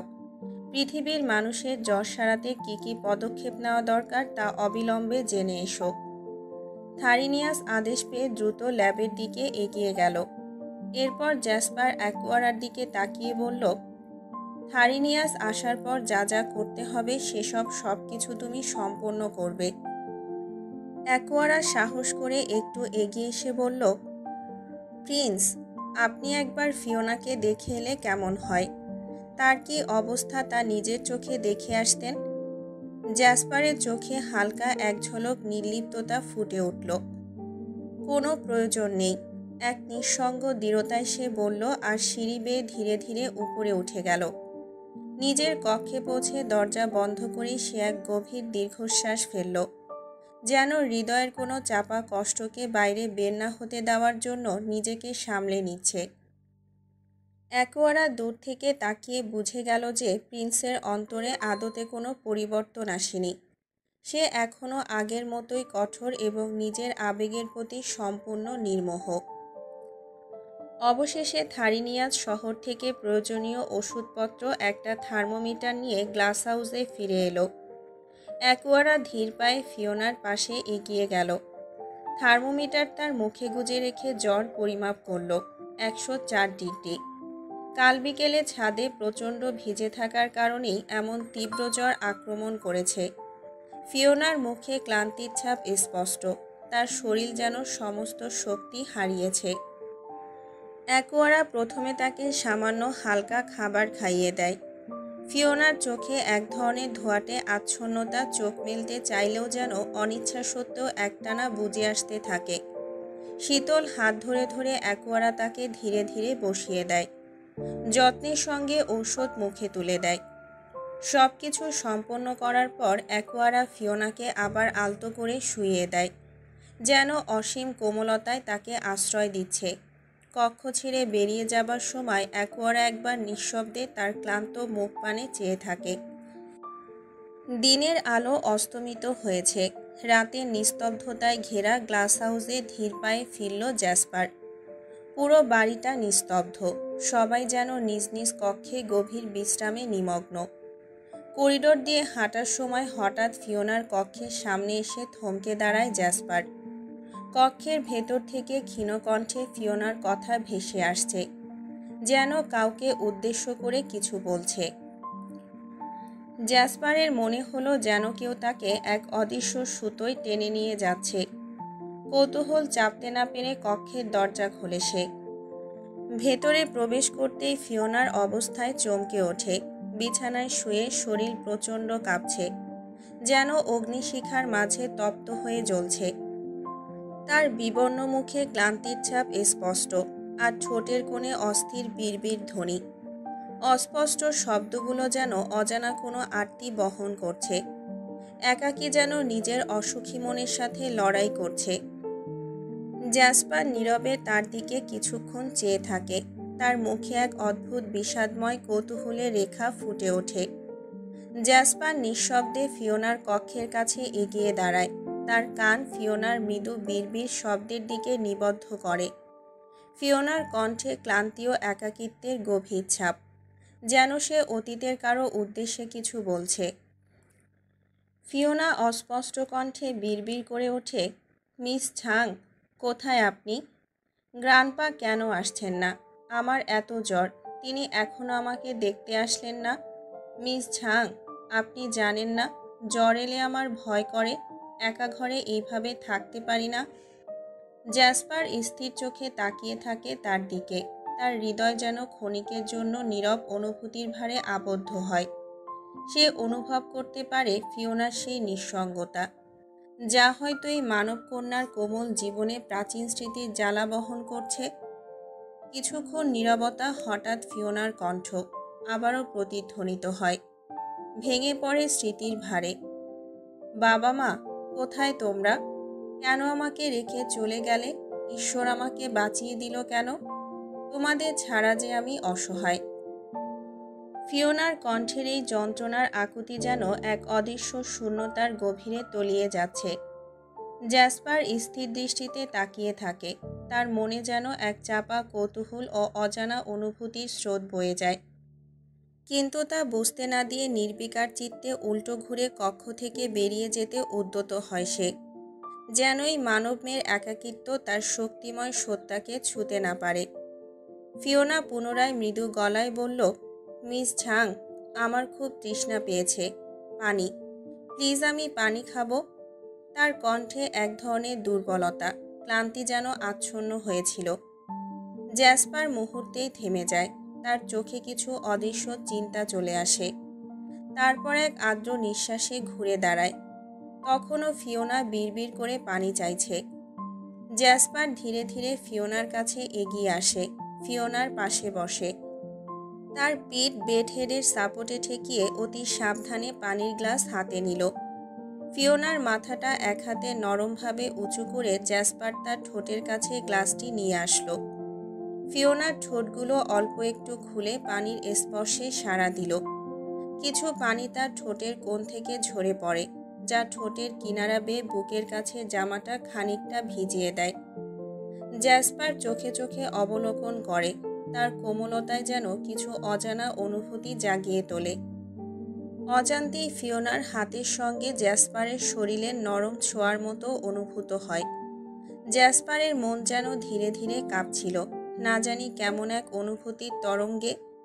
জ্যাসপার পানি খাইয়ে ফিওনাকে আলতো করে শুইয়ে দিয়ে উঠে যেতে উদ্যত হয়, কিন্তু হঠাৎ ফিওনার অবসাদটি তার কোনোই ধরে ফেলে। মৃদু স্পর্শে থমকে যায় জ্যাসপার। ফিওনার স্পর্শে এমন এক নির্ভরতা যেন তাকে গভীর কোনো টানেই টেনে রাখে। ফিওনার কণ্ঠে অসহায় আকুতি। ফিওনা অনবরত কাঁপছে, তার গরম হাতটি জ্যাসপারের কোনোই আঁকড়ে ধরেছে। সে ফিসফিসিয়ে বলে ওঠে, প্লিজ মিস ঝাং, আমাকে একা রেখে যাবেন না। আমি অসুস্থ হলে আপনি তো সবসময় আমার পাশে সারা রাত ধরে থেকেছেন, যেমনটা ছোটবেলায় মা থাকতো। প্লিজ, আমার ভয় লাগছে, আমার কাছেই থাকুন। অসুস্থতায় দুর্বল ফিওনার সেই কথাগুলো যেন তার হৃদয়ের এক নিভৃত কোণে আঘাত করে। জ্যাসপার থমকে যায়। ফিওনার হাতের তপ্ত স্পর্শ যেন তাকে থামিয়ে দেয়। কোনো কথা না বলে সে ধীরে ধীরে ফিওনার হাতের উপর নিজের হাত রাখে। অনুভব করে সেই মানবীয় তাপ আর অসহায়ত্ব। ফিওনা ধীরে ধীরে জ্যাসপারের হাতটি নিজের গালের পাশে চেপে ধরে মৃদু স্বরে বলে উঠল, আপনার হাতটা খুব উষ্ণ মিস ঝাং, মনে হচ্ছে আমার জ্বর এখনই সেরে যাবে। তার কণ্ঠে যেন গভীর প্রশান্তির আভাস, যেন সেই উষ্ণতার স্পর্শে তার যন্ত্রণা মুছে যাবে। জ্যাসপারের কঠিন দৃষ্টিতে কিছুটা নরম ভাব আসে, তবে মুখের রেখায় কোনো ভাবান্তর ফুটে ওঠে না। তবুও তার হাতের উষ্ণতা যেন নিঃশব্দে ফিওনার অবসন্ন মনকে আশ্রয় দেয়। সেই মুহূর্তে তাদের চারপাশে যেন এক নীরবতার আচ্ছাদন নেমে আসে। জ্যাসপার ফিওনার গালের স্পর্শে এক গভীর তাপ অনুভব করল। তার শরীরের উত্তাপ যেন অশান্ত আগুনের মতন জ্বলছে। মেয়েটির ক্ষীণ অবিরাম কাঁপুনি কম্বলের নিচে ধীরে ধীরে বেড়ে চলেছে, আর তা দেখে এক মুহূর্ত চিন্তায় ডুবে যায় জ্যাসপার। এরপর কিছু না ভেবে ফিওনাকে আলতো করে নিজের বুকে টেনে নেয়। দুই হাতে তাকে নিবিড় করে জড়িয়ে ধরে রাখে, যেন তার নিজের উষ্ণতায় এই অসহায় দেহটির শীতল যন্ত্রণাকে প্রশমিত করতে পারে। ফিওনা সেই উষ্ণতার আশ্রয়ে শিথিল হয়ে জ্যাসপারের কোমরের শার্টটা শক্ত করে ধরে রাখে, যেন তাকে একা রেখে সে আর যেতে না পারে। তবে অসুস্থতায় ফিওনার চোখ ভারী হয়ে আসে, চোখ বেয়ে ধীরে ধীরে নীরব অশ্রুধারা গড়িয়ে পড়ে।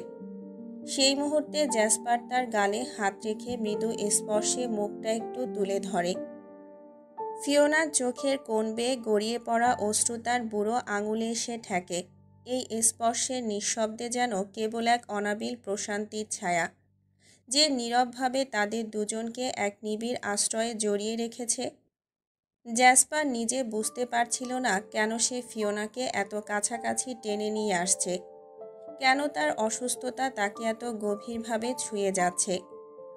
তার চোখের সামনে মেয়েটির দুর্বল কাঁপতে থাকা শরীর আর সেই কষ্ট যা সে নিঃশব্দে সহ্য করছে, এগুলো সব কিছুই যেন এক অদ্ভুতভাবে জ্যাসপারের হৃদয়ের গহীনে কোথাও গভীর আঘাত করছে। তার ভেতরের ড্রাগন সত্তা যে একসময় সর্বভোগ শক্তি আর শীতল নিঃসঙ্গতায় ডুবে থাকত, আজ যেন এক অতিরিক্ত সূক্ষ্ম অনুভূতির কাছে পরাজিত হচ্ছিল। এটা কি যেন এক অপরিচিত টান তাকে বেঁধে ফেলেছে। জ্যাসপার জানত ডিভাইসের নির্দেশে তাকে ফিওনাকে দূরে রাখতে হবে, কিন্তু সে না চাইলেও এক অজানা আবেগ তাকে বাধ্য করছে তাকে আঁকড়ে ধরতে। কি তা? প্রেম কি সত্যি তার হৃদয় এখন সেই মুহূর্তে কিছু চায় যা সে কখনো অনুভব করেনি? ফিওনার কাঁপতে থাকা দেহ তার চঞ্চল হৃদয়ে কোনো গভীর কি ছুঁয়ে যাচ্ছিল? ফিওনার নরম শ্বাস প্রশ্বাস, তার ত্বকের উষ্ণতা, এগুলো জ্যাসপারের কাছে মুহূর্তের জন্য যেন ভীষণ মধুর এক স্বপ্ন হয়ে উঠেছিল। তার মুখটা আরও কাছে এনে সে ফিওনার নিঃশব্দ কান্না, তার অসুস্থতার সব কিছুর গভীরে প্রবাহিত হচ্ছিল। কেন এমন অনুভূতি হচ্ছে? কেন তার হৃদয়ে এত গভীর একটা টান সৃষ্টি হচ্ছে? তার ড্রাগন সত্তা যে জানতো কিভাবে নিজেকে শাসন করতে হয়, আজ যেন এক নিঃস্ব ভীরু প্রেমিকের মতো একে অপরের অগোছালো হৃদয়ের সামনে দাঁড়িয়ে আছে। জ্যাসপার বুঝতে পারল তার অস্তিত্বের কোনো জায়গায় এই অনুভূতিই ছিল। সম্ভবত সে কখনো অনুভব করতে পারেনি, কিন্তু আজ এই মুহূর্তে যখন তার হাত ফিওনার মুখের কাছে ছিল, যখন তার চোখ ফিওনার চোখের দিকে তাকিয়েছিল, তার হৃদয়ের গহীনে এক নীরব পরিবর্তন ঘটছিল। ফিওনা, যার প্রতি সে এতদিন কঠোর নিষ্ঠুর ছিল, আজ তার প্রতি এক গভীর আকর্ষণ অনুভব করছে। জ্যাসপার মনে মনে আওড়ালো। তার চোখ ফিওনার মুখের দিকে স্থির ছিল, যেন সে নিজেই কোনো অজানা চুম্বকতার কাছে বাধ্য হয়ে চলে আসছে। তবে কি আমি সত্যি সত্যি এই হিউম্যান গার্লটার প্রেমে পড়েছি? তার মুখে অস্থিরতা ফুটে উঠল। এক অস্বাভাবিক প্রশ্ন। সকালবেলার নরম আলো কাচের দেয়ালের ফাঁক দিয়ে ঘরের প্রতিটা কোণে ছড়িয়ে পড়েছে।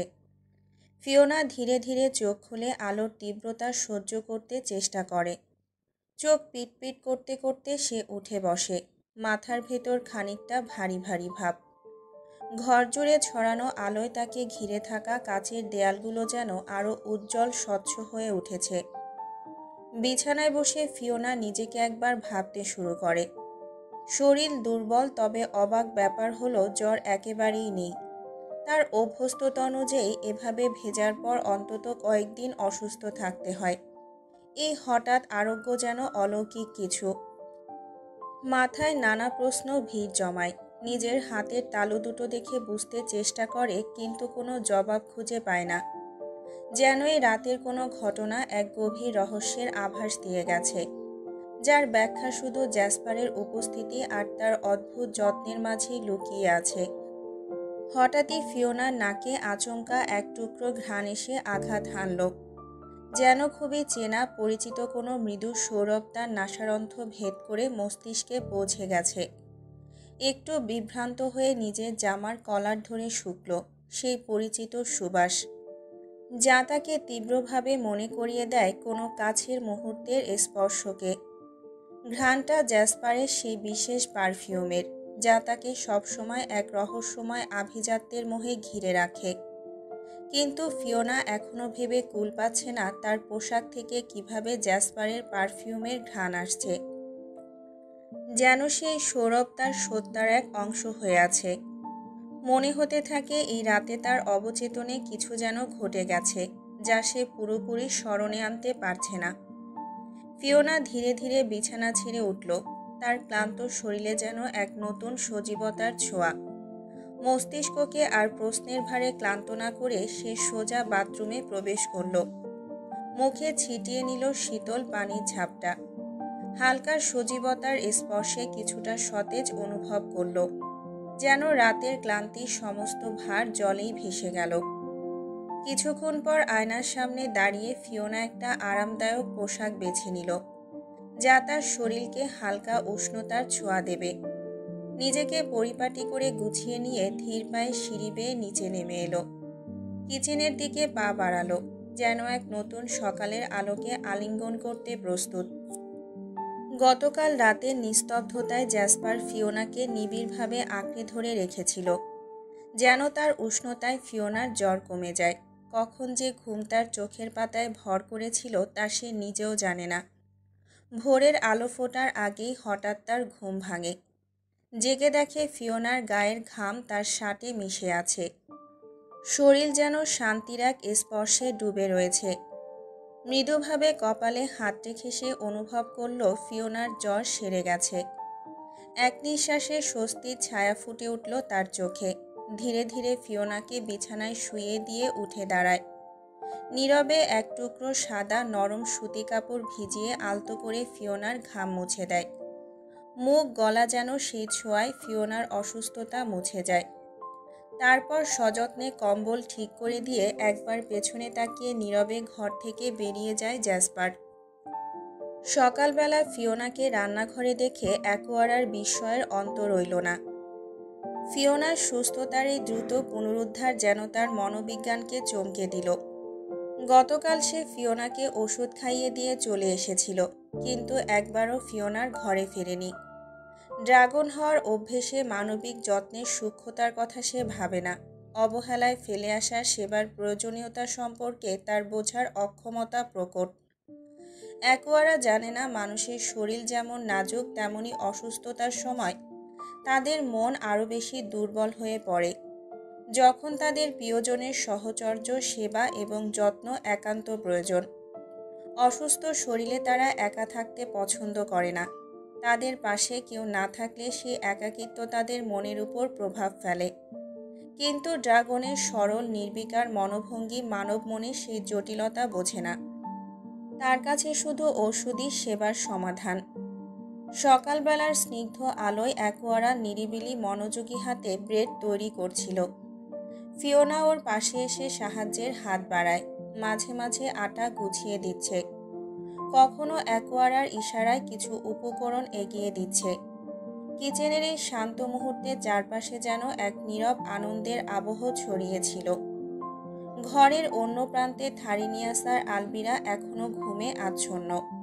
তাদের নিঃশ্বাসের শব্দ যেন এই শান্ত সকালের সঙ্গে মিশে গেছে। আর জ্যাসপার কাল রাতে ঠিকমতো ঘুমাতে পারেনি। সেই ভোরবেলায় নিজের কক্ষে এসেছিল, তাই অবশেষে গভীর ঘুমে মগ্ন এখনো। খানিক সময় বাদে ধীরে ধীরে আলবিরা আর থারিনিয়াস ডাইনিংয়ে এসে বসে। থারিনিয়াস তাদের জানায় যে জ্যাসপারকে এখন বিরক্ত করতে নিষেধ করা হয়েছে, কারণ সে এখন ঘুমে আচ্ছন্ন। তাই সকালের নাস্তার টেবিলে শুধু থারিনিয়াস আর আলবিরা বসে খেতে শুরু করে। তাদের মধ্যে এক ধরনের নিশ্চিন্ত অনুভূতি, যেন দীর্ঘ অপেক্ষার পর একটা স্নিগ্ধ সকাল এসেছে। অবশেষে অ্যাকোয়ারা আর ফিওনাও নাস্তা শেষ করে। ফিওনা ধীর পায়ে নিজের কক্ষে ফিরে আসে, অনুভব করে যে আজকের সকালেরই প্রশান্তি তার শরীর ও মনে এক ধরনের আরাম এনে দিয়েছে। এদিকে অ্যাকোয়ারা কিছু প্রয়োজনীয় জিনিসপত্র আনতে গ্লাস হাউস থেকে বাইরে বের হয়ে যায়, যেন সকালের এই কাজগুলো নিঃশব্দে সম্পূর্ণ হয়। অ্যাকোয়ারা ধীরে ধীরে বাড়ির কিচেনে ফিরে আসে। তার চোখে সেই শান্ত কিন্তু গভীর এক প্রজ্ঞা ছিল। দুপুরের খাবার সে একাই প্রস্তুত করে নিয়েছে, একেবারে নিখুঁত ও স্বাদে সুমিষ্ট। তবে খাবার তৈরি করার পর তার মন কিছুটা অন্যদিকে চলে গিয়েছিল। সে কিচেনে দাঁড়িয়ে এক এক করে কিছু উপকরণ সংগ্রহ করল, যা ছিল কেবল প্রকৃতির হাতে তৈরি উপহার। হালকা সুগন্ধি তেল, ফুলের রস, মধু আর কিছু ভেষজ মিশ্রণ, যা তার দক্ষ হাতের কাজ।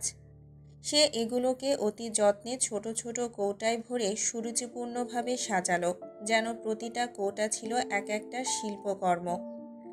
একে একে কৌটাগুলো ট্রেতে সাজানো হলো, আর তার চোখে এক অদ্ভুত তৃপ্তি ফুটে উঠল। যেন এই উপকরণগুলো শুধু এক প্রাকৃতিক রূপ নয়, বরং ফিওনার জন্য এক নিখুঁত মনোভাব আর ভালোবাসার চিহ্ন। এবার সে ট্রেটি হাতে তুলে নিল, সুনিপুণ দৃষ্টিতে যেন সমস্ত কিছু ঠিকভাবে সাজিয়ে নেওয়া যায়। অ্যাকোয়ারা কিচেনের দরজা দিয়ে বের হয়ে সিঁড়ি বেয়ে ফিওনার কক্ষের দিকে অগ্রসর হলো। প্রতিটা পদক্ষেপে যেন তার মন সঞ্চিত এক ধরনের শান্তির প্রকাশ ঘটছিল। একসঙ্গে প্রেম, যত্ন এবং ভরসার এক স্নিগ্ধ মিশ্রণ। ফিওনার কক্ষের দরজা খুলে যেতেই কক্ষে প্রবেশ করে ফিওনার সামনে এসে দাঁড়ালো। কাঁপা কাঁপা হাতের ট্রেটি একটু শ্বাস ফেলে ঠিক তার সামনে রেখে বলল, এগুলো তোমার জন্য এনেছি, কিছু বিশেষ উপকরণ। আজকে তোমাকে আমি আমার নিজের মতো করে সাজিয়ে দেব।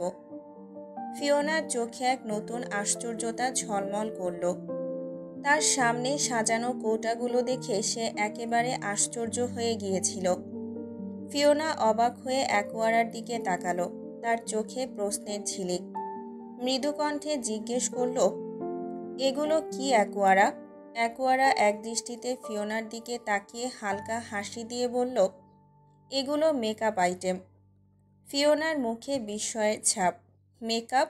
কোথায় পেলে এসব? অ্যাকোয়ারা তার হাতের ট্রেটা কিছুটা এগিয়ে দিয়ে বলল, পাইনি, আমি নিজে বানিয়েছি, প্রাকৃতিক উপাদান দিয়ে। ফিওনার চোখে অবিশ্বাসের ঔজ্জ্বল্য ফুটে উঠল।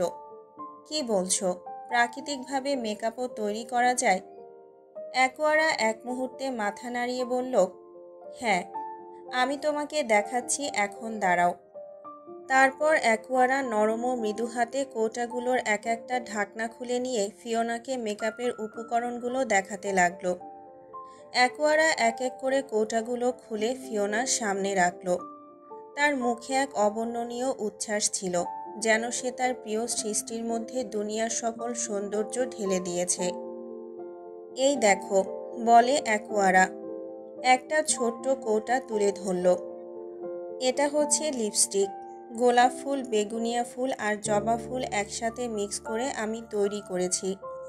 প্রতিটা ফুলের সুগন্ধ আর রং এমনভাবে মিলিয়ে দিয়েছি যেন তা তোমার ঠোঁটের উপর এক নরম সৌন্দর্যের প্রলেপ ফেলবে। ফিওনা বিস্ময়ে অবাক হয়ে কৌটাটার দিকে তাকালো। আর অ্যাকোয়ারা অন্য একটা কৌটা তুলে বলল, আর এটা হচ্ছে কাজল, চারকোল আর কালো শিমুলের গুঁড়ো দিয়ে তৈরি। তুমি জানো, কাজল শুধু চোখের সৌন্দর্যই বাড়ায় না, এটি এক ধরনের প্রাকৃতিক অঙ্গীকারও। অ্যাকোয়ারা এরপর এক দৃষ্টি দিয়ে একটা গোলাপি রঙের কৌটা দেখিয়ে বলল, এটা ব্লাশন, যা আমি পলাশ ফুলের পাপড়ি আর চাপা ফুলের পাপড়ির মিশ্রণে তৈরি করেছি। প্রতিটা পাপড়ি যেন এক একটা রূপালী আভা, যা তোমার গালের উজ্জ্বলতা আরও বৃদ্ধি করবে। শেষে একটা উজ্জ্বল কৌটা তুলে ফিওনাকে দেখিয়ে বলল, আর এটা দেখো, এটা হাইলাইটার, মুক্তা ফুলের গুঁড়া দিয়ে তৈরি করেছি, সঙ্গে মধু আর হালকা দুধ মিশিয়ে। এটা তোমার ত্বকে এক ঝলমলে আভা ছড়াবে, যেন প্রাকৃতিক সৌন্দর্যই তোমার দেহে রূপ নেবে।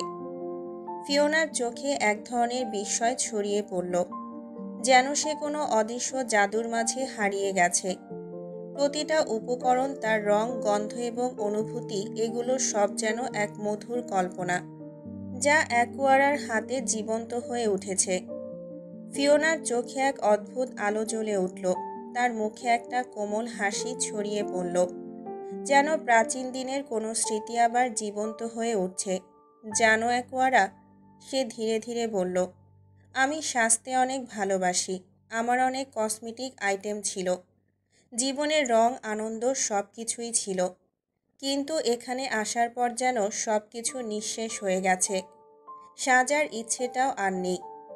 তবে এগুলো দেখে আজকে অনেক সাজতে ইচ্ছে করছে। অ্যাকোয়ারা তার কথাগুলো শুনে হালকা একটা হাসি দিয়ে বলল, হ্যাঁ ফিউ, তোমার জন্যই তো এনেছি। সে হাতে তুলে ধরে একটা সুন্দর রঙিন প্যাস্টেল পিঙ্ক ড্রেস, যেন সেটা ফিওনার জন্যই তৈরি। আর এই যে, এই ড্রেসটা পরে আসো, আমি সাজিয়ে দেব তোমাকে। ফিওনা ড্রেসটিকে হাতে তুলে নিল, তার মধ্যে যেন পুরনো স্মৃতির মতো একটা আবেগ খেলা করছিল। এই ছোট্ট মুহূর্ত যেখানে সে তার প্রিয় সাজগোজের জগতে ফিরে যাচ্ছিল, তার মনে এক অদৃশ্য শক্তি এনে দিয়েছিল। অবশেষে ফিওনা ড্রেসটি হাতে তুলে নিয়ে ধীরে ধীরে তা পরিধান করল। ড্রেসটি ছিল একটা মিষ্টি, কোমল, হালকা গোলাপি রঙের জর্জেটের ফ্রক, যা তার কোমল সিলুয়েটকে আরও বেশি সুন্দরভাবে তুলে ধরছিল। ড্রেসটির দৈর্ঘ্য ছিল হাঁটুর উপর পর্যন্ত, তার হাতা ছিল কাঁধের নিচে, গলা উন্মুক্ত, যা তার কোমল ও স্নিগ্ধ বাহুতে অদ্ভুতভাবে অনুরণিত হচ্ছিল। এই সাদামাটা তবুও রাজকীয় পোশাক যেন তার অভিজ্ঞানকে নতুনভাবে চিত্রিত করছিল। ফিওনা বিছানায় এসে বসতেই অ্যাকোয়ারা সাবধানে তার কাছে এগিয়ে গেল। প্রথমে কাজলটি ফিওনার চোখের নিচে লাগিয়ে দিল, একদম সূক্ষ্ম হাতে, যেন প্রাকৃতিক এক নিপুণ শিল্পী। অ্যাকোয়ারা কাজলটি এমনভাবে লাগালো যেন ফিওনার চোখের অঙ্কন জীবন্ত হয়ে উঠল। তারপর ধীরে ধীরে ব্লাশনটি তার গালের হাড়ে মৃদু হাতে ছড়িয়ে দিল। গোলাপি রঙের মিশ্রণে ফিওনার গাল যেন একেবারে আভায় ঝলমল করতে শুরু করেছে। হাইলাইটার তার গালের উপরের অংশে আর নাকের ডগায় হালকা করে লাগিয়ে ফিওনার সৌন্দর্য যেন আরও ফুটিয়ে তুলল অ্যাকোয়ারা। এরপর অ্যাকোয়ারা লিপস্টিকটি সযত্নে ফিওনার ঠোঁটে লাগালো, একদম ন্যাচারাল গোলাপি শেডে, যা তার মুখাবয়কে এক নতুন উজ্জ্বলতা দিল। ফিওনার গলায় একটা সুন্দর মুক্তোর মালা পরিয়ে দিল অ্যাকোয়ারা। মালাটি গলার সাথে এত সুন্দরভাবে বসে গেছে যেন প্রাচীন যুগের কোনো রাজকুমারীর শোভা। শেষে ফিওনার বাদামি চুলে ছোট ছোট সাদা চন্দ্রমল্লিকা ফুলগুলো দিয়ে দিল, যেন তার চুলে এক ফোঁটা শীতলতা আর কোমলতার ছোঁয়া এসে পড়ল।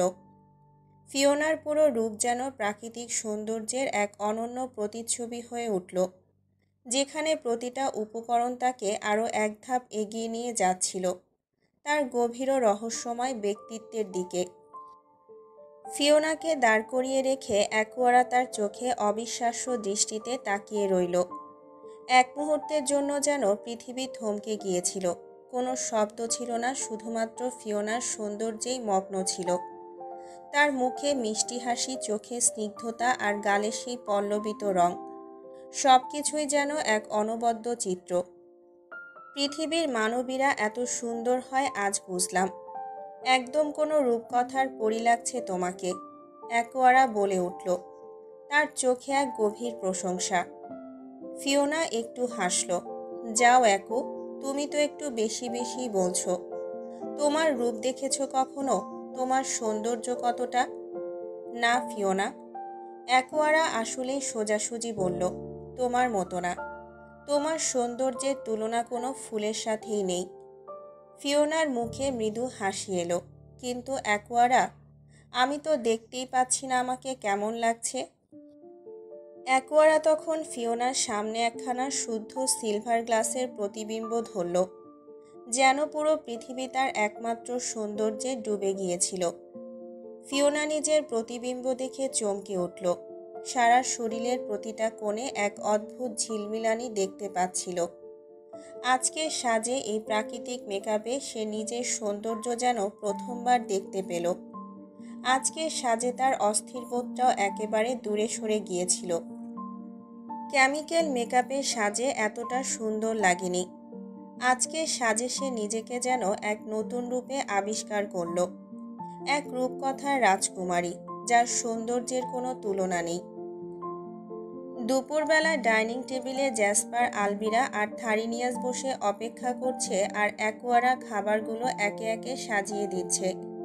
তবে বরাবরের মতোই পরিবেশনের দায়িত্বটা ফিওনার উপরে। ফিওনা নিচে নামতে চায়নি, কিন্তু জ্যাসপারের রাগের কথা মনে পড়তেই যেন তার আর অন্য কোনো উপায় থাকলো না। মনে মনে বিরক্ত হলেও আসতে হলো, কারণ না এলে জ্যাসপার আবার নতুন কোনো উপহাস ছুড়ে দেবে, সেই রাগও সহ্য করতে হবে। এই মুহূর্তে সৌন্দর্যের ভার তার মনে কোনো প্রশান্তি এনে দিচ্ছে না, বরং খাবার পরিবেশনের মতো একটা সাধারণ কাজ তার কাছে আজ অভ্যস্তের ন্যায় অনেক বেশি তিক্ত লাগছে। নিজের কষ্ট আর অপছন্দ লুকিয়ে মুখে কঠোরতা নিয়ে সে ধীরে ধীরে এগিয়ে আসতে লাগলো লিভিং রুমের দিকে। জ্যাসপারের প্রচণ্ড ক্ষুধা পেয়েছে। সকালে নাস্তা না করে থাকার পর এখন যেন আর অপেক্ষা করা তার পক্ষে সম্ভব নয়। ফিওনার অপেক্ষায় না থেকে অ্যাকোয়ারাকে খাবার পরিবেশন করতে বলে সে। আলবিরা, থারিনিয়াস আর অ্যাকোয়ারাকে সঙ্গে নিয়ে জ্যাসপার খাবার খেতে শুরু করে। ঠিক তখনই কাঠের সিঁড়ি বেয়ে ধীরে ধীরে নিচে নামতে শুরু করে ফিওনা। অ্যাকোয়ারা হঠাৎই তাকিয়ে বলে, ওই তো, ফিওনা চলে এসেছে। জ্যাসপার এক মুহূর্তের জন্য সিঁড়ির দিকে তাকায়, তারপর চোখ নামিয়ে ফেলে, কিন্তু মনে মনে যেন কিছু একটা উপলব্ধি করেই আবার তাকায়। ফিওনার নতুন সাজে আবির্ভাব, তার সেই স্নিগ্ধ ও স্বপ্নীল রূপ দেখে জ্যাসপারের মুখে কোনো কথা আসে না। এক অসম্ভব চমক ভরে যায় তার দৃষ্টিতে, যদিও সে মুখে কিছুই প্রকাশ করে না। ফিওনা ধীরে ধীরে সিঁড়ির শেষ ধাপে এসে দাঁড়ায়। ততক্ষণে টেবিলে বসে থাকা সবাই খেতে শুরু করে দিয়েছে। কিছুক্ষণ সে একপাশে দাঁড়িয়ে থাকে, যেন কি করবে বুঝতেই পারছে না। ফিওনাকে এখন সবার সামনেই পুরোপুরি দেখা যাচ্ছে। জ্যাসপারের চোখ যেন আটকে গেল ফিওনার উপর। তার সৌন্দর্যের মৃদু আলোয় যেন লিভিং রুমটা কিছুক্ষণের জন্য থমকে গেছে। ফিওনার দিকে তাকিয়ে জ্যাসপার এক টুকরো গাজর চামচে নিয়ে মুখে তোলে, কিন্তু টেবিলে না তাকিয়ে এমনটা করায় একসময় খেয়াল করল আসলে সে খালি চামচই কামড়ে ধরেছে। চামচটা মুখে রেখে জ্যাসপার চারপাশে একবার চোখ বোলালো। থারিনিয়াস, আলবিরা, অ্যাকুয়ারা সবাই যার যার মতো খাওয়াতে ব্যস্ত। তাদের কেউই যেন তার সেই ছোট্ট অপ্রস্তুত মুহূর্তটি লক্ষ্য করেনি। এতেই যেন জ্যাসপার একটু স্বস্তির নিঃশ্বাস ফেলল।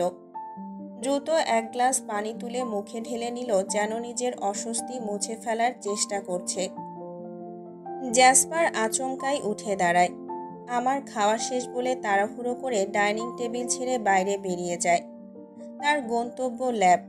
লিভিং হাউসের বাইরে দ্রুত পায়ে এগিয়ে যায় সে। ফিওনা কিছুক্ষণ চুপচাপ তাকিয়ে থাকে, তার গমন পথে চোখ স্থির রেখে। এরপর ধীরে ধীরে কিচেনের দিকে পা বাড়ায়, নিজের খাবার নেওয়ার উদ্দেশ্যে।